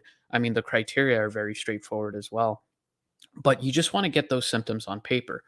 Worst case scenario, if your doctor does not diagnose you with IBS, that's okay. You and I can talk through it. I can refer to the medical records, and I can make the diagnosis. I'm more than able to do that as a physician. But that's how you want to build up the evidence. But again, no worries if they don't affirmatively put the code of IBS down on your record. We can make the diagnosis. Oh yeah, there you go. Right, the causation is there for that one. Yes. Pretty easy win. And in fact, those two, and I believe, Doc, definitely correct me if I'm wrong. If you have GERD, you're definitely more than likely to have IBS, and so they're actually roped together because they share not only similar symptoms, but it's almost one for one. Okay, you can almost say, "Hey, you have GERD. Okay, you probably have IBS too," and just kind of guess that, right? So very, very similar. All right, M. Brown says, I was deployed during Kobar Tower bombing, and I know I'm not saying this right, in 96, okay? You don't want to know how old I was in 96. We'll just leave that for the purpose. I was alive, though. That's good. I'm filing for PTSD, but VA has been looking for my deployment orders for over a year. What can I do to speed this up? Yeah, man, so this is a good point. The only thing that veterans can do to speed up the process is upload the evidence yourself. And when I say upload evidence, I don't mean your 1,000-page service treatment record. I mean a excerpt of that, load it up through Quick Submit, and say, hey, here's where it's at. So if you know where that's at, or if you can do it yourself, go to Quick Submit and upload that in support of your claim. Easy day. That's the most time the VA spends on decision making, or not even decision making, but facilitating the decision making is just finding evidence. Especially if this is from 96, right? They're old records. We're looking at doctor's notes. I don't know if you've ever seen a doctor note, but I have yet to decipher one, and I don't I don't get it personally. I don't know. I don't get that. Yep. But yeah, Same here. it's difficult, right? Yeah, I can't read doctor's notes. Whenever I see handwritten notes, and I write that in my Nexus letter, I write, due to the quality of the handwritten notes, I'm unable, and I write that, and then I just focus on the key words. But it's tough. Yeah, absolutely. So to answer your question, upload it yourself if you have it. Now, do you have those records? I'd be really surprised if you did going back that far, but you never know. Some people do. All right. Kenneth Hill says, hello, my name is Kenneth. What's up, Kenneth? Welcome to the show. I recently received 20% for rotator cuff tear and osteoarthritis. Can I claim sleep apnea secondary? That's you. Good question. Yeah. So that's a tough one directly, right? Because there is nothing directly from osteoarthritis or the rotator cuff tear that can cause sleep apnea, right? Now, if you're wanting to do it secondary, that's another way. But that can be difficult, right? Because if you're doing it secondary, then how is it secondary? Is it because or indirect? I'm sorry. How is it indirect? Is it because the rotator cuff tear and osteoarthritis is so painful that you have difficulties walking, right? The physical act of walking. And that is tough to prove with a rotator cuff tear, right? Because the VA can argue, well, it's a rotator cuff tear, but you can walk, right? You can walk to keep up your cardio. You can do diet changes. So that's not enough to kind of prove the weight gain aspect if you're looking for the weight gain aspect there. So that's a tough one. I would say that's a pretty difficult one. That's a pretty uphill battle, even more than usual. So I would probably look for something else and try to look for any other secondary that you can find with sleep apnea, something else that might be causing that. But hold on. Another indirect one with this is if you're on opiates. So if the pain is so bad that you have to be on opiate medication, pain medication, that could be connected to sleep apnea. If you're on any pain medication that causes weight gain, which is rare, but I can think of one, duloxetine, which can potentially cause weight gain. It's used for neuropathic pain. So if there's anything like that, those are some additional ways as well. Awesome, right? And I think the medicine would be the best way to go personally. Yes. And in fact, if it wasn't that, I probably wouldn't recommend it. Yeah. Now, unless you can prove it, that's a different story, right? But that's a hard one. I would say it's a really hard one, actually, just to be real with you. Okay. Yes. Highlight another donation from the teacher disciple. Hey, I like your name. That's awesome. And $20 donation. Thank you so much. I appreciate it. All of this goes back into the channel to pay for StreamYard, pay for the lights, the cameras, the actions. Okay. So I definitely appreciate that. All right. Going on to Suffy to add, and you have to see a counselor. So going back to what we had said previously, that needs to be in your record. That's huge. Healthcare is such a big piece of your disability. If you can show a treatment plan, especially for secondary conditions, that's definitely the way to go. Yes. And what you said, counseling will help. Yeah, absolutely. That shows that you're in it. You're wanting to seek treatment. You're talking about your issues. You're confronting things 100%. Yeah. Oh, yeah. Mm-hmm. Oh, yeah. Okay. Tracy says, how often do you see anxiety granted secondary service connected to tinnitus? I'll start. So I see it. It's not common. Okay. I'll say that it's not common. It's not uncommon either. It's kind of that weird gray area middle ground. Now I have seen someone with tinnitus have a 50% migraine claim and a 70% anxiety claim just secondary to tinnitus. And now that 10% tinnitus claim becomes really big. Okay, now obviously that's some very severe tinnitus, which caps at 10. I can tell you right now, if your tinnitus acts up like once a day or once a week, that's probably, generally speaking, not you. Okay, But if you have a very severe case and you have migraines, there also might be some vertigo in there. You might have Meniere's. There's definitely some underlying condition there. But that's really when you see secondaries come off tinnitus, is when your tinnitus basically sucks.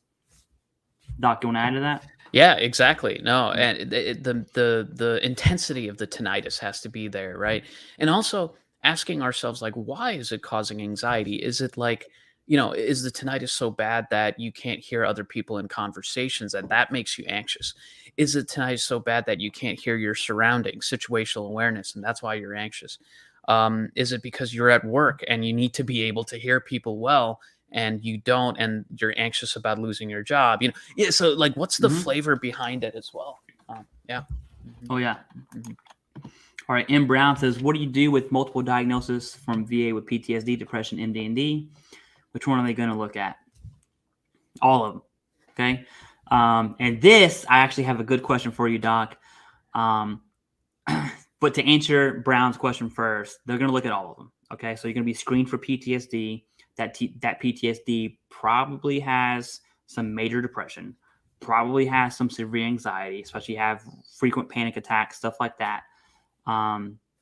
Maybe even TBI. Okay. And this leads to the question. So we know PTSD, depression, anxiety will be roped together. I've never seen these separated ever. But I have seen TBI separated, although they do share similar symptoms.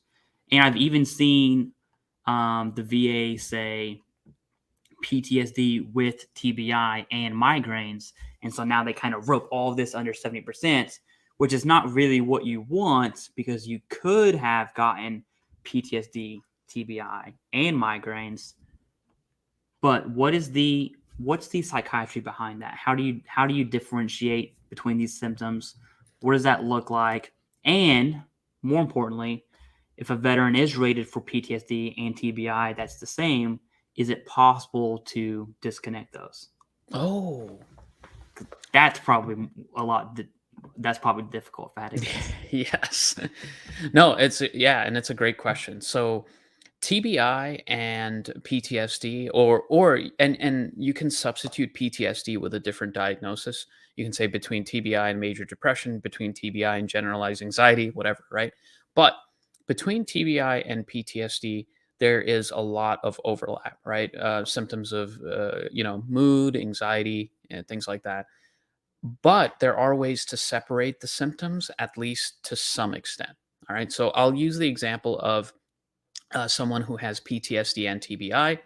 So that person might have intrusive and bothersome memories of their traumatic experience, along with nightmares, anxiety, hypervigilance, and other associated symptoms. Those are very trauma-based symptoms, right? Like that you can really tie into PTSD well.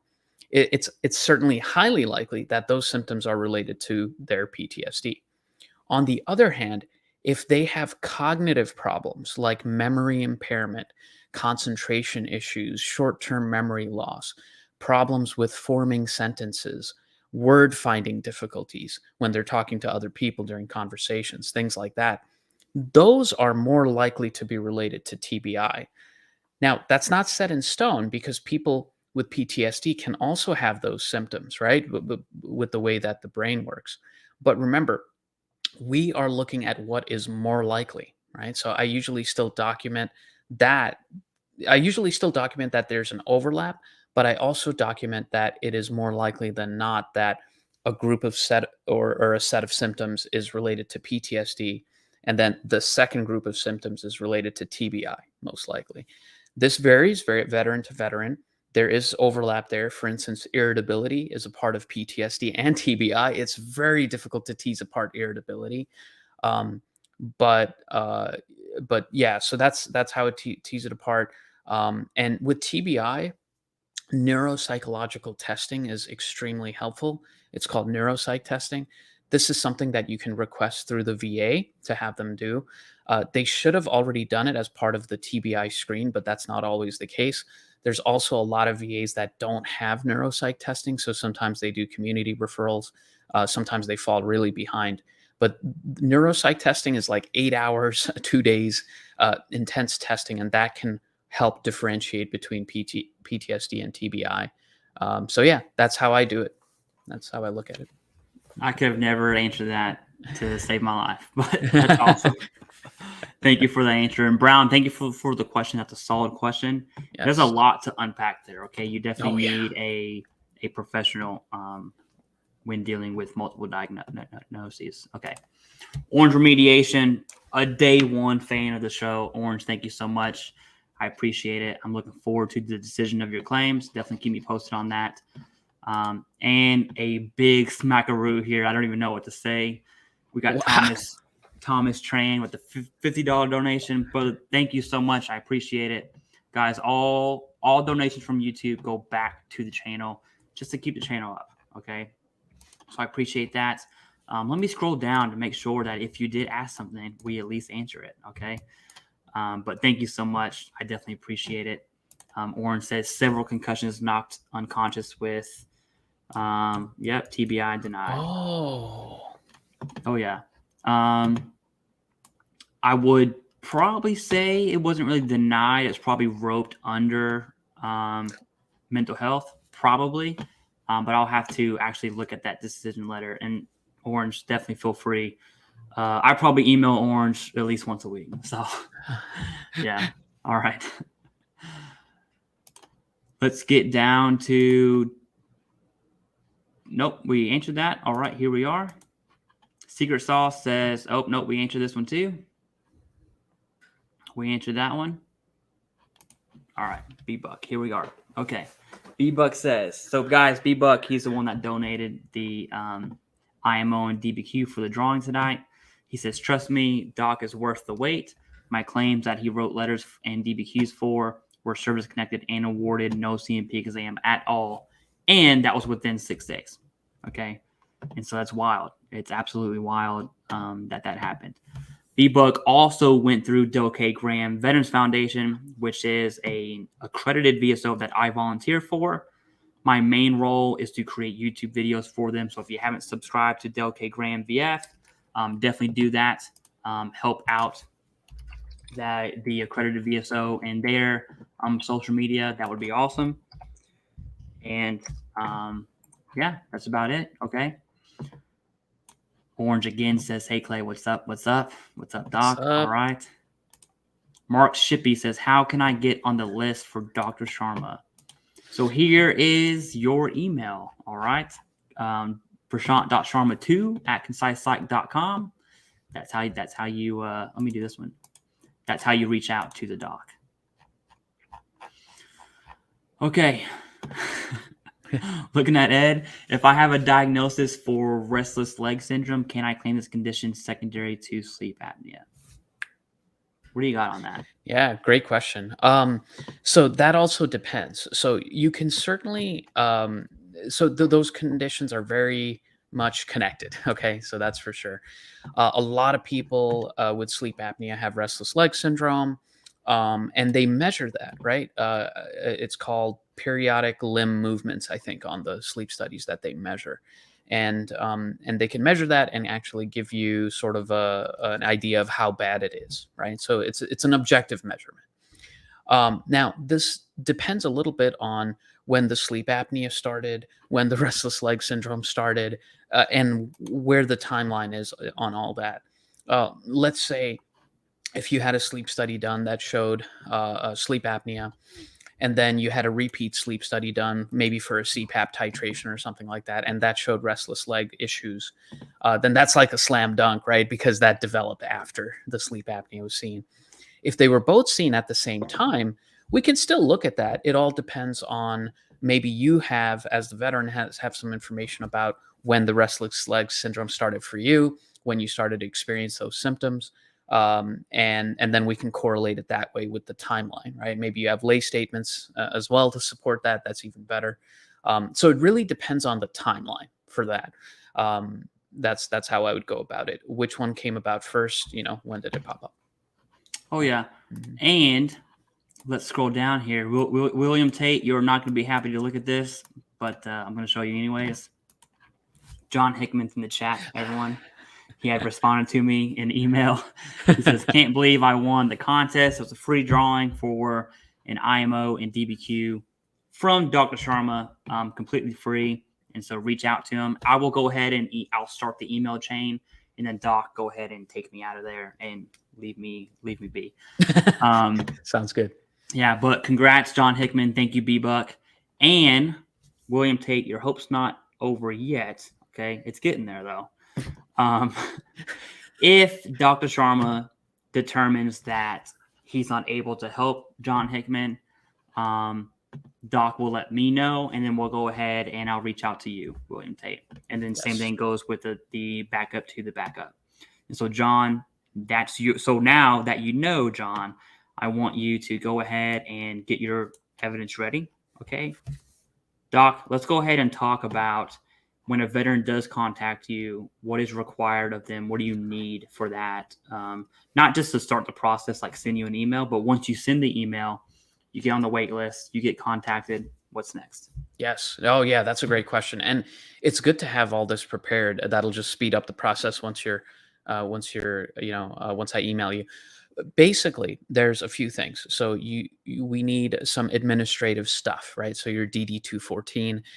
What I use that for is the years you served, what decorations you have, especially if we're looking at PTSD, right? Was there an Iraq campaign medal, Afghanistan campaign medal, combat badge, stuff like that.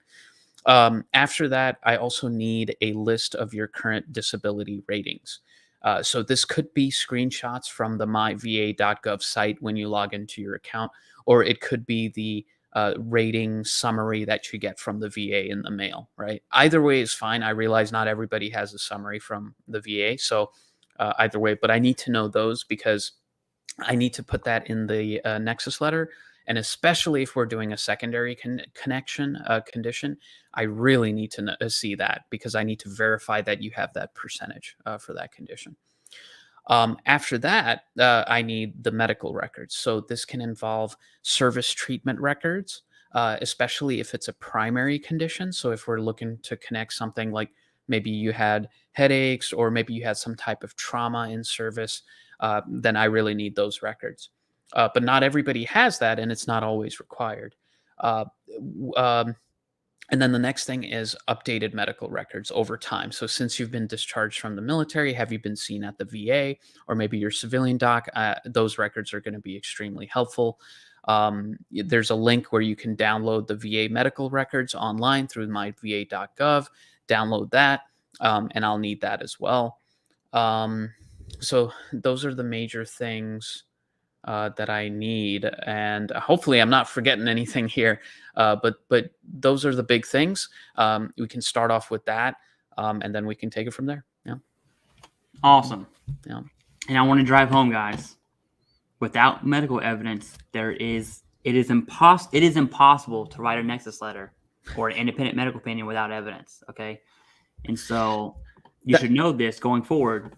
If you reach out to a company to do a Nexus and your evidence is weak and they're over here saying more likely than not, depending on what that evidence actually is, you might want to reconsider the reputation of that company. Okay. Yes. Because a lot of integrity goes on with this, right? Yes. And so go ahead. Yeah, no, I had a case relatively recently of somebody who came to me and said, hey, my sleep apnea was denied, right? As a secondary connection to PTSD that somebody wrote. They sent me the records. Lo and behold, on the sleep study, that person was not diagnosed with sleep apnea. He was diagnosed with primary snoring, not sleep apnea, right? But this individual wrote him a letter for in a crazy amount of money for a diagnosis that doesn't exist, So awesome. Doc, you want to go ahead and let me do, here we go. Here, go ahead. I'll put you up on the screen. Oh, here we this go. question, and then I'll do the thing. Sounds good. Yeah. So rated 50% PTSD. You filed for an increase. What should I be focusing on in the upcoming CMP exam? Great question, Brian. So basically, what you want to do is, especially if you're filing for an increase, this suggests that the condition has gotten worse, right? So you want to talk about how it's gotten worse. But also what you want to do is go into the CFR, 38 CFR. And you want to read under PTSD, under mental illness, under mental illness, you want to read the symptoms that correspond to a higher level, right? So there are certain symptoms that are there that if you focus on, they'll be extremely helpful in the PTSD increase. And the reason I say this is to focus on these symptoms. Obviously, you have these symptoms, you're filing for an increase. But with the CMP, you know how it is. It's a very short visit, so that's what you need to focus on. But the 38 CFR has that. You'll see for 30, 50, 70, 100 what the symptoms are corresponding.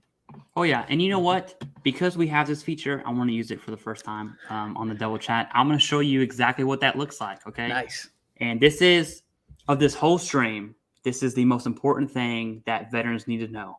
And I'm going to show you exactly how to do that, okay?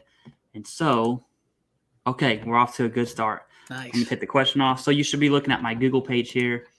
What I'm going to do is type in 38 CFR, ECFR, mental health, because and you can change mental health with whatever disability you want. It can be lumbar strain, it can be whatever. All right, but in this case, let's go ahead and talk about mental health. I'm going to show you exactly what Dr. Sharma is talking about. You're going to see an ECFR link up here. Go ahead and click that. And the mental health one is short, so it's not that long. But if it was a long one, like a musculoskeletal section of 38 CFR, just do a Control F. Go ahead and type in mental and just hit enter a few times, and it will eventually get you to the ratings. Okay, that's like the cheat code. And here we go. If you think you rate 100% for mental health, here are the symptoms. The VA is basically giving you the answers to the test. Here's 70%. And these vary verse off of, one, the symptoms themselves, and then two, the severity of, okay? And so it says near continuous panic or depression affecting the ability to function independently. And mental health is all about occupational and social impairment. How much does it affect your life? And then this is how the VA makes their decision. Every decision the VA makes is going to reference a 38 CFR code, period. Okay? And that's pretty much how you fish. But awesome. Yep. Exactly. Now I need to find out where we were. I think Gus at 727. 727. I don't know how you do this, but I definitely appreciate it. Oh, I don't have to scroll and everything. I'm just. Oh, that makes sense. Okay. Yeah, that would be okay. That'd be a good team effort there. All right. It is 9 p.m. Let's go ahead and call it at 9:30. Or is that comfortable for you? All right. So 28 minutes, guys. We'll go ahead and answer as many questions as we can. And then we'll end the stream. Thank you for everyone showing up. And let's go ahead and take use of our time here. Thank you, guys. So Gus Jimenez says, Doc, diagnosed in 17, OBS. What IBS? is OBS? Probably. IBS, OBS? Probably, because the O and I is next to it. I had to click on my keyboard. Oh, yeah. Yeah, that's right. Filed secondary to weight gain due to service-connected knees. Currently at the BVA. If denied, thinking of refiling secondary sinusitis. OSA. Obstructive. Yeah. Obstructive. Yeah. Okay. Yeah. Sorry. Go ahead. It's all you. Oh, yeah. Wait. We answered this one, right? No, we didn't. No, you're right. We did. Okay. Because he was he donated. Okay. That's right. Simple answer, yes. Yes. Okay. Exactly. All right. Antonio Ashley, plan on filing a sinusitis rhinitis claim via the PACT Act. Pretty easy win if you meet those presumptives. Pretty easy. I'm actually going to make a video for Del K. Graham's YouTube this month on the PACT Act. I'll probably do that this week or next week. So be on the lookout for that.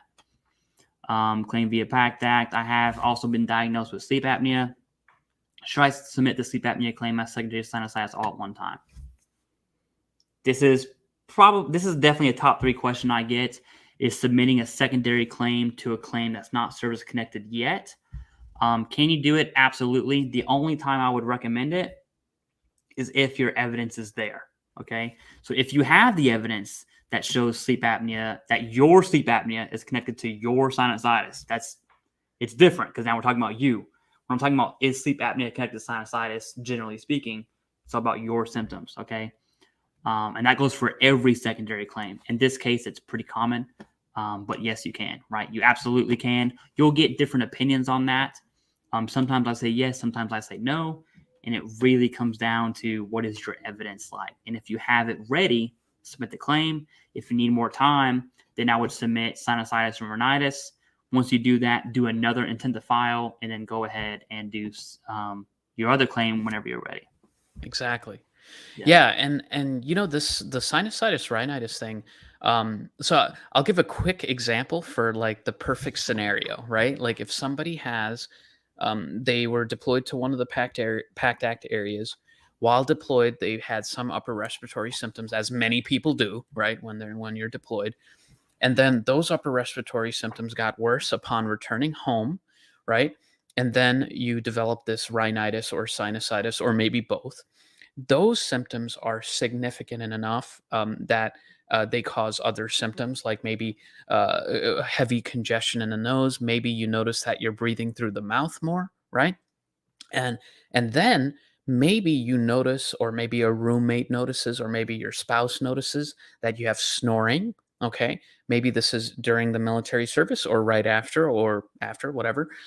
They notice the snoring, and snoring is not indicative 100% of sleep apnea, but it's a clue, right? It's part of the pathology for it. But maybe your spouse also noticed apneic episodes, which are when you gasp for breath when you have sleep apnea at night. You're gasping for breath, you're coughing, you feel like you're choking. Usually spouses see that, and maybe we can get that as well. Maybe you talk about that, and maybe it's on a lay statement as well. And then that translate and it gets worse, and then you get diagnosed with sleep apnea, right? So that's a chronology that works really well, and that's how it's usually linked secondary to sinusitis or rhinitis. Yep. Awesome. Perfect. All right. This is a weird question here, but I'll go ahead and address this.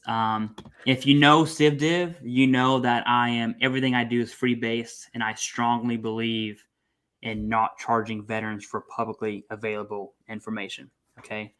And if you did want to monetize the channel surrounding vet benefits, there's ways to do that without charging the veterans for a bunch of baloney, basically. You're basically giving me $20 and I'll give you a bologna sandwich. That's basically what happens when you charge for information that can be Googled, okay? So I'll address this real quick. I definitely take a firm position on being free-based, okay? I always will be.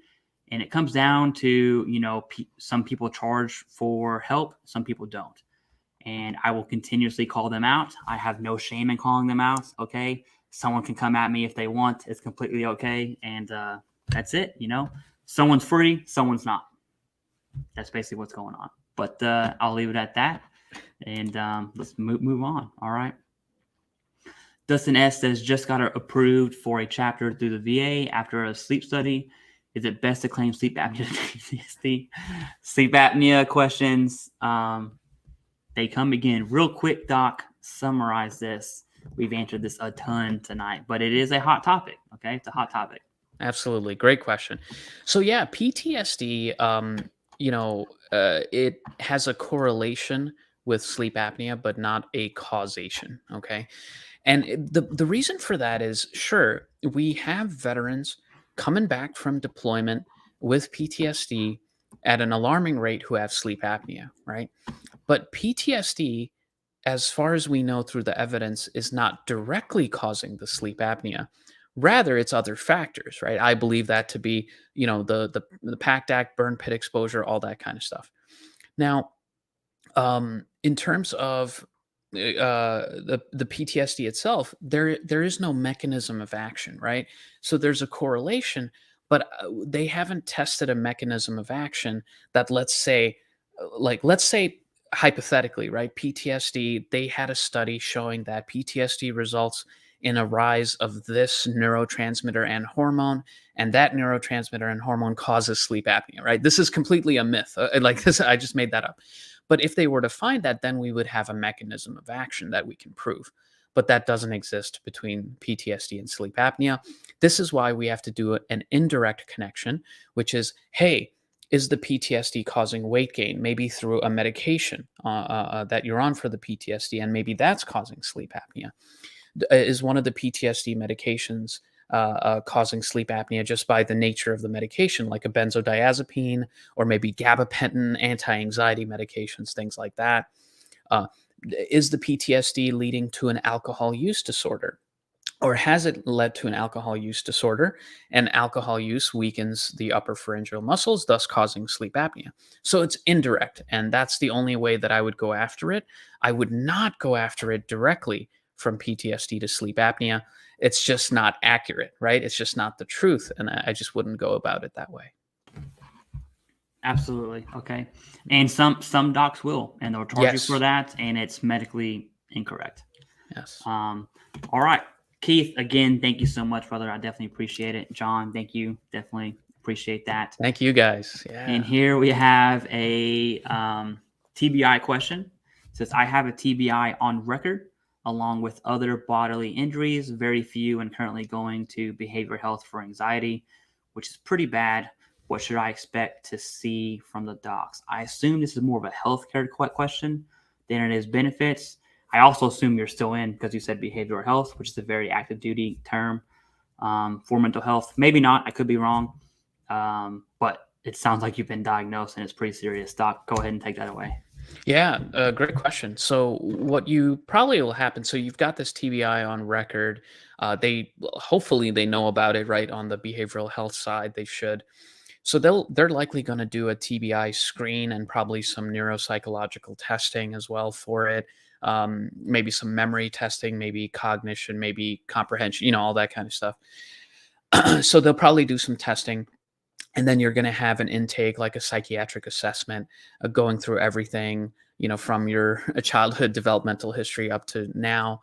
They're going to talk about the TBI, and they're going to discuss like what symptoms came up after the TBI, right? Specifically, because that's likely where it's leading to.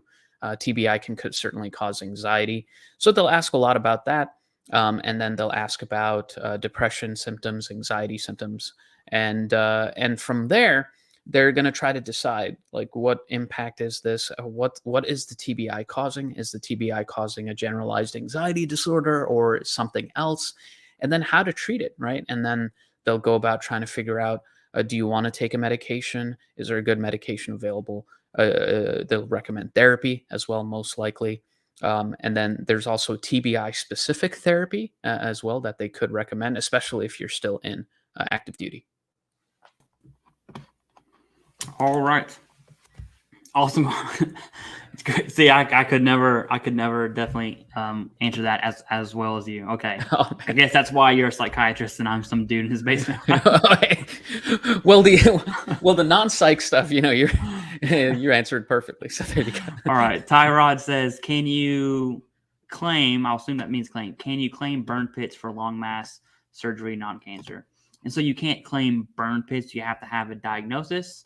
I'm not sure what long mass surgery non-cancerous is. Do you know what that is specifically? I'm not sure. Maybe is it like maybe he means like non-small cell cancer or something? Yeah, like there's an underlying diagnosis there, and basically to answer your question, can you claim a diagnosis that came from service? That answer is yes. It doesn't matter what it is. Okay, you can claim it. There's a second question is, does the VA recognize that as a disability to be rated? That's depending on what diagnosis it is. Most are, but there's a few ones like alcoholism, obesity, things like that. Restless leg syndrome is usually roped under mental health as well, from what I've seen, just because it is common symptoms, okay? Especially if you have like numbness or pain and radiculopathy and lumbar strain and stuff like that. I just realized what he's asking. Yeah, so lung mass, non-cancerous lung mass, I guess, right? Okay. Yeah, so I would get the diagnosis. Like, is it a granuloma? Is it like, what the heck is this thing? So then you can connect it. Yeah. So, yeah. And under the PACT Act, I assume you reach that. One, you have healthcare available for PACT Act. That's free. So go talk to your primary care, talk about the lung mass surgery that's not cancerous, get a diagnosis, get that in your records. And once you have a current diagnosis and you meet the presumptive criteria for PACT Act, submit the claim, and it's an easy win. Okay, that's everyone likes to complicate the PACT Act. It's really the easiest thing ever.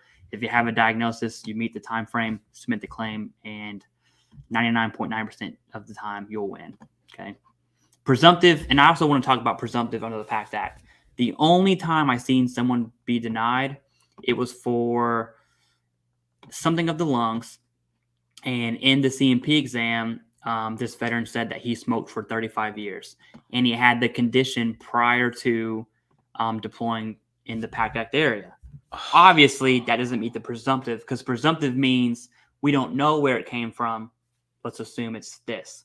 Now, if it came from somewhere else and it's definitively caused by that, then it's going to be denied. Okay. Now, I've only seen that happen once out of like 1,000 veterans. All right. So that's definitely not the standard. But food for thought, that's what presumptive means. Okay. Tony Farrar, probably messed that up. Okay.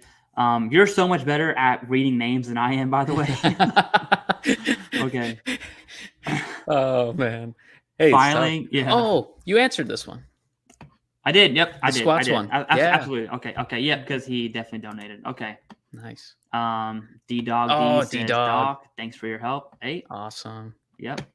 Thank you. Anthony H says, Dr. Sharma, Nexus got my migraine secondary to PTSD. Okay. Your opinion, connected migraines. That's awesome. Okay. Approved. Look, guys, approved in 7 days last week. No CMP exam.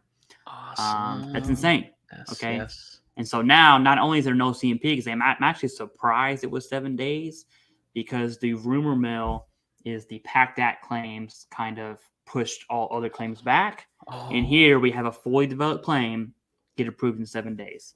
And everyone wants to complain about how long the VA takes to make a decision on their claim. And this is right here is the power of a fully developed claim, right? A real fully developed claim.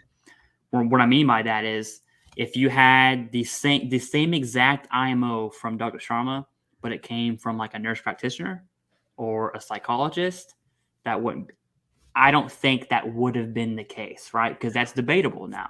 Yes. Not saying that docs isn't debatable, but you would have to have another board certified psychiatrist give that opinion, and it would be difficult, right? Have you ever had that? Has anyone? I know you've made rebuttals to other medical opinions. Has anyone made a rebuttal to you? Oh yeah. So only one time, and it was It's like a a case. Psychiatry fight. This is what I want to see. Yeah, Exactly. prime time. Yeah, Exactly. Yeah. It was a duel, but this was a case through a law firm, and it was super complicated, and I think it's extremely rare. Board certified psychiatrists are in short supply, especially at the VA. So, Oh yeah. And then here's Tyrod. He fixed the. Yep. See, Nice. I should have scrolled down a little bit, but awesome. Okay, let's go down to Orange Remediation. Longtime fan of the show. Hey Doc, do you know of Dr. Margaret Bleeker from BMO? I guess that's Baltimore or something. At Center for Occupational and Environment Neurology. She just denied my migraines, and I had migraines when I saw her. Margaret Bleak. Okay. Interesting. Yeah, I don't know who that is. She's a neurologist in Baltimore. Let's see. Yeah, so she's a neurologist in Baltimore. I assume she's board certified neurologist. She denied your migraines, and you had migraines when you saw her. Yeah, I guess we'll need more context. I'm sorry that happened. But yeah, just the context in terms of what exactly happened. Was there not enough evidence? So he actually checked my email. He sent me the decision letter. I'm definitely going to take a look at that, Orange. I just can't do it right now, but I will for sure. Awesome. All right. Dustin S says, sorry, approved for CPAP. Is it best to claim a secondary PTSD? If you have other correlating factors, that answer is yes. I think we've answered that enough. We'll go ahead and move on. We only have 12 minutes, so I'm trying to get down as fast as we can here. Why do so many Air Force people have VA disability? This is a shot fired. Every Air Force vet I have met had disability of at least 90%. Seems a bit more than any other branch. So there is something I actually want to say about this one. One, there is a joke to that, right? I get it.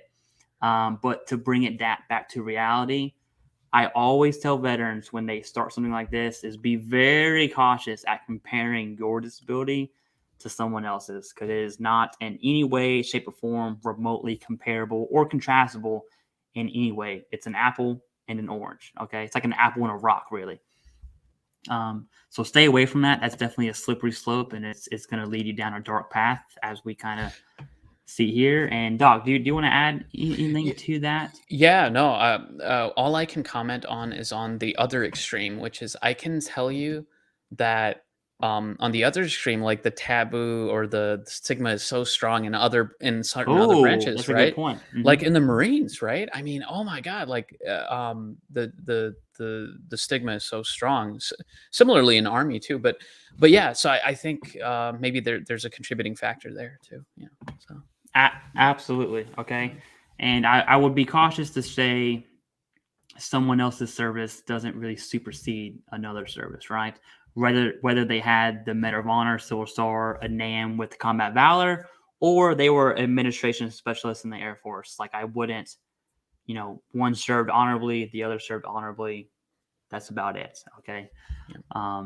At least that would be the stance that I would take. Now, me personally, I was in the Marine Corps. I was a part of the infantry. I went to Afghan, went to Syria. I've done that. Okay. So I'm saying it from that place. In case you want to spot check me, there you go. All right. Just because I know it's going to come up at some point. Okay. All right. Josh says, all right, we're just gonna, just in case that's a slippery slope, we're just gonna just, yeah. He made the point that I was thinking. Perfect. Yeah. Okay. Yeah. Perfect. All right. So JC says we have 9 minutes. He says, I'm within 1 year of service and have favorable findings in my decision letter. Do I need a Nexus? Depends what those favorable findings are. Is it I'm assuming you don't have the Nexus, right? You're not really going to find a favorable finding of a Nexus. You're going to find a favorable finding of you did have complaints in service, or you do have a current diagnosis. And I would be curious as to why that was denied, what condition we're talking about, how severe it is, and then what was the thought process on why the Nexus wasn't established. Okay. So first we need to know that. Could an IMO and DBQ help your case? Absolutely. But you are within your first year. So if you're not going to use one, now's the time to do it. And then the longer that time span goes, the more important that the IMOs and DBQs become in appeals. All right. Brock Loy says, so this guy's from Kentucky. I know this. Okay. So go Big Blue. All right. I'm a huge Kentucky fan. Nice. Where that? There we go. Nice. Okay. I didn't go there. I actually went to University of Maryland Global Campus. It's somewhere. Oh, you can't even see it. It's somewhere out there. Okay. He says, thanks for all you guys do. Got my appointment with the doc on the 15th. All right. And again, go look. I didn't even read it. Go Big Blue. That's what I'm talking about. Okay. Melissa Cortez says, I have progressive muscular atrophy. VA neurologist tried to prove my issue was genetic, but it's not. Is this difficult to get service connected if you never had the issue prior to it becoming an aggressive afterward? Doc, is this a part of, you got this one? Oh, good. I don't. Yeah. I don't got this one. No, it's a great question. I was just about to say that this would be more for a neurologist, a dedicated neurologist. So I'm not sure. I actually don't know the answer to this. I'd probably have to do a literature review, and a neurologist would have to answer this question. So, for instance, I'm a board-certified psychiatrist. Psychiatrists and neurologists are certified by the same board, but for progressive muscular atrophy, you would need a neurologist to comment on that. So, yeah, I can't answer this 100%, but I am glad that they tried to prove it was genetic. It's not, which means this obviously developed later on. It's not something that you were born with. So that should make it easier. But for more info, neurology. Oh, yeah, absolutely. All right. Real, thank you again for that donation. I appreciate it. All right, LG, another day one fan of the show. I need to write my day ones down. So as time progresses, I definitely don't forget. I definitely want to keep those in mind. But LG says currently 54 flat feet. Been complaining for years about my knees, back, and ankles. Is it possible to claim those issues as secondaries was diagnosed? Absolutely. Absolutely. Okay. Especially so 50% for bilateral flat feet. That's what I assume that is. That's a pretty severe flat foot rating for that. So your symptoms definitely meet that criteria.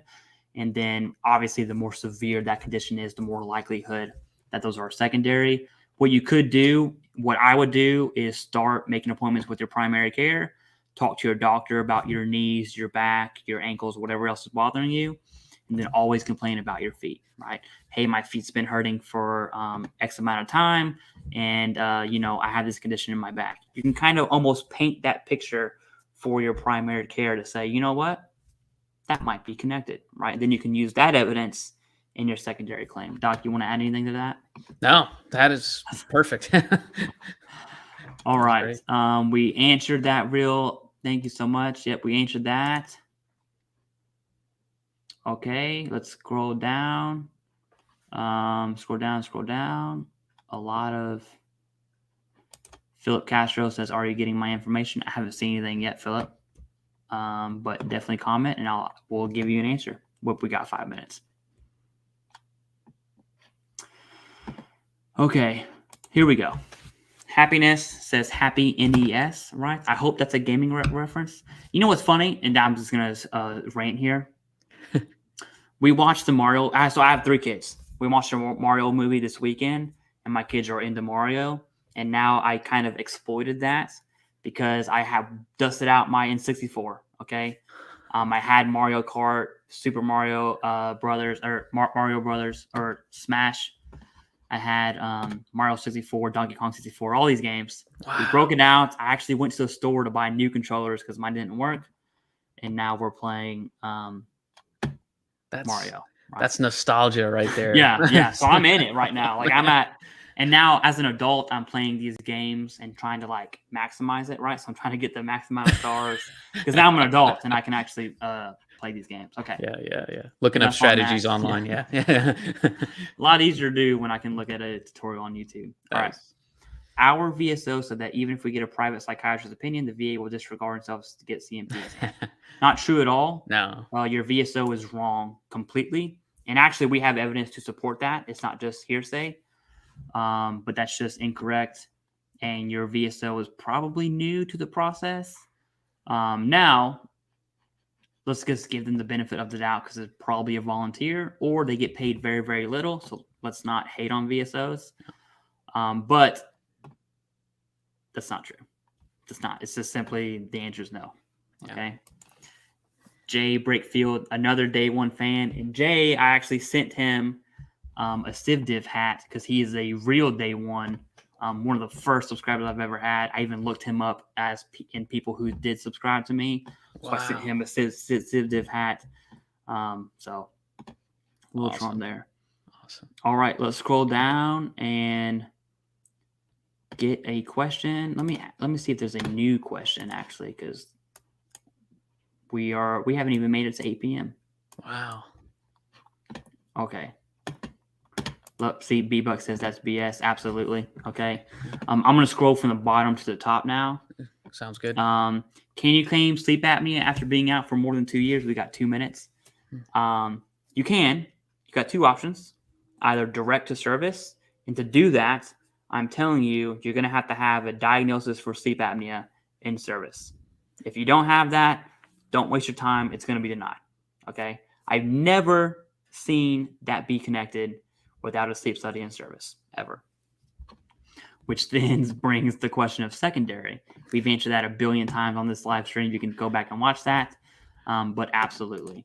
And to answer your other question, creative solutions, can you work with 100% disability? Absolutely. The only limitations are TDIU, and that is active income. So if you have passive income, you can be a millionaire if you want to. If you made it that far, that's awesome. One with passive income, but it's restrictions to active income. Okay. All right, let's go with Ms. Reham Jew. Okay. I know I butchered that name. Okay, I'm Air Force and discharged in 04. Was assaulted by another service member, blooded up, head pain, and a concussion. I've dealt with homelessness here and there. 4 years is the longest I have held a job. Doc, let's end the stream with this question here. And I'm going to make up a question. I'm going to infer a question from here is, assuming that this incident was documented, but never diagnosed, never really talked about, like he didn't go to healthcare, the incident is just documented, right? So there's zero healthcare evidence, maybe a few complaints from 04 to now. Would you recommend an IMO and DBQ for this incident particularly? And let's just assume there's a TBI in there somewhere, maybe some migraines. What are your thoughts on that? Yeah, great question. And of course, I'd look. I still want to know more. I would look at the records more and everything. But if the incident is documented, then absolutely you can go for it. I have helped veterans before with this when similar situations, not necessarily a head injury, but an incident like this occurred, and they developed PTSD or some other psychiatric illness from it. And it was severe enough that it caused homelessness and unemployment. And that is significant because mental illness does cause that. We know this, right? Research has shown this.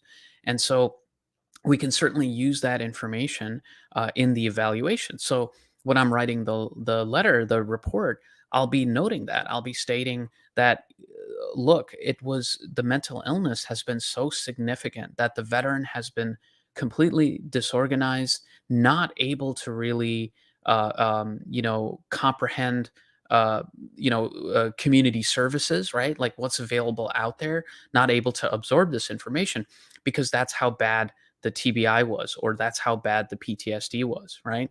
And that it actually caused this stuff to happen.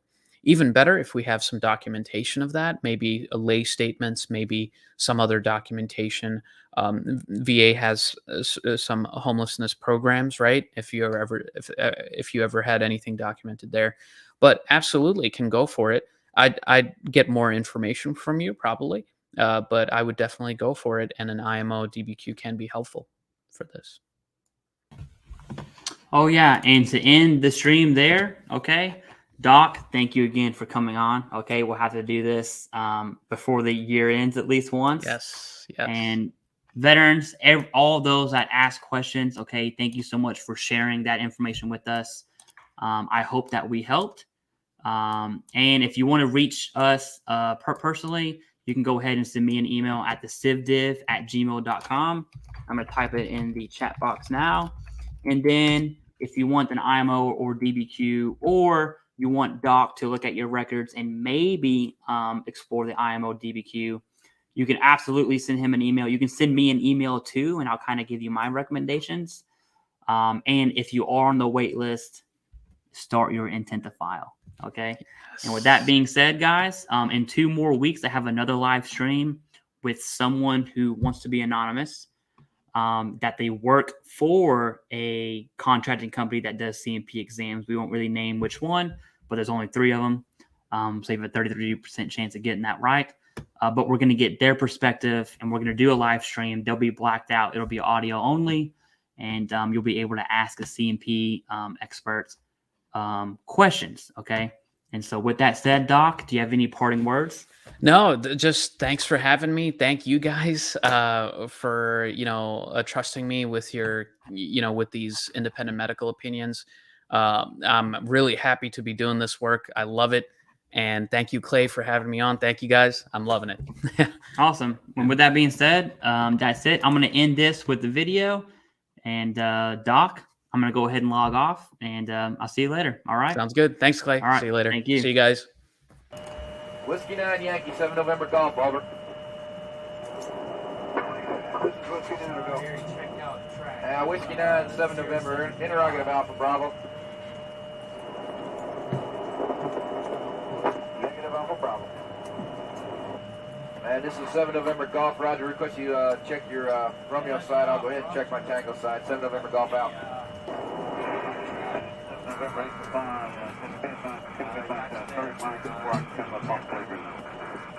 8 class 7 November 2nd. 7 November, go. I counted a while ago, one Charlie transmission that my can use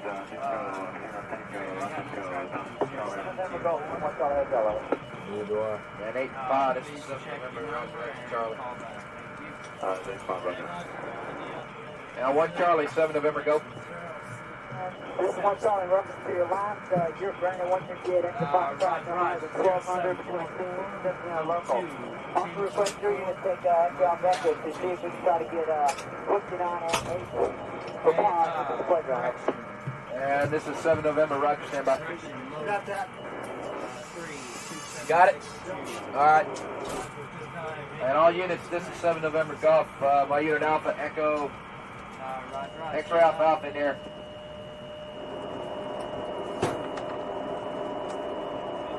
One Charlie, Alpha Bravo. Hey, I never took a dip. I forgot to take a dip. Whiskey 9, 7 November, interrogative Alpha Bravo.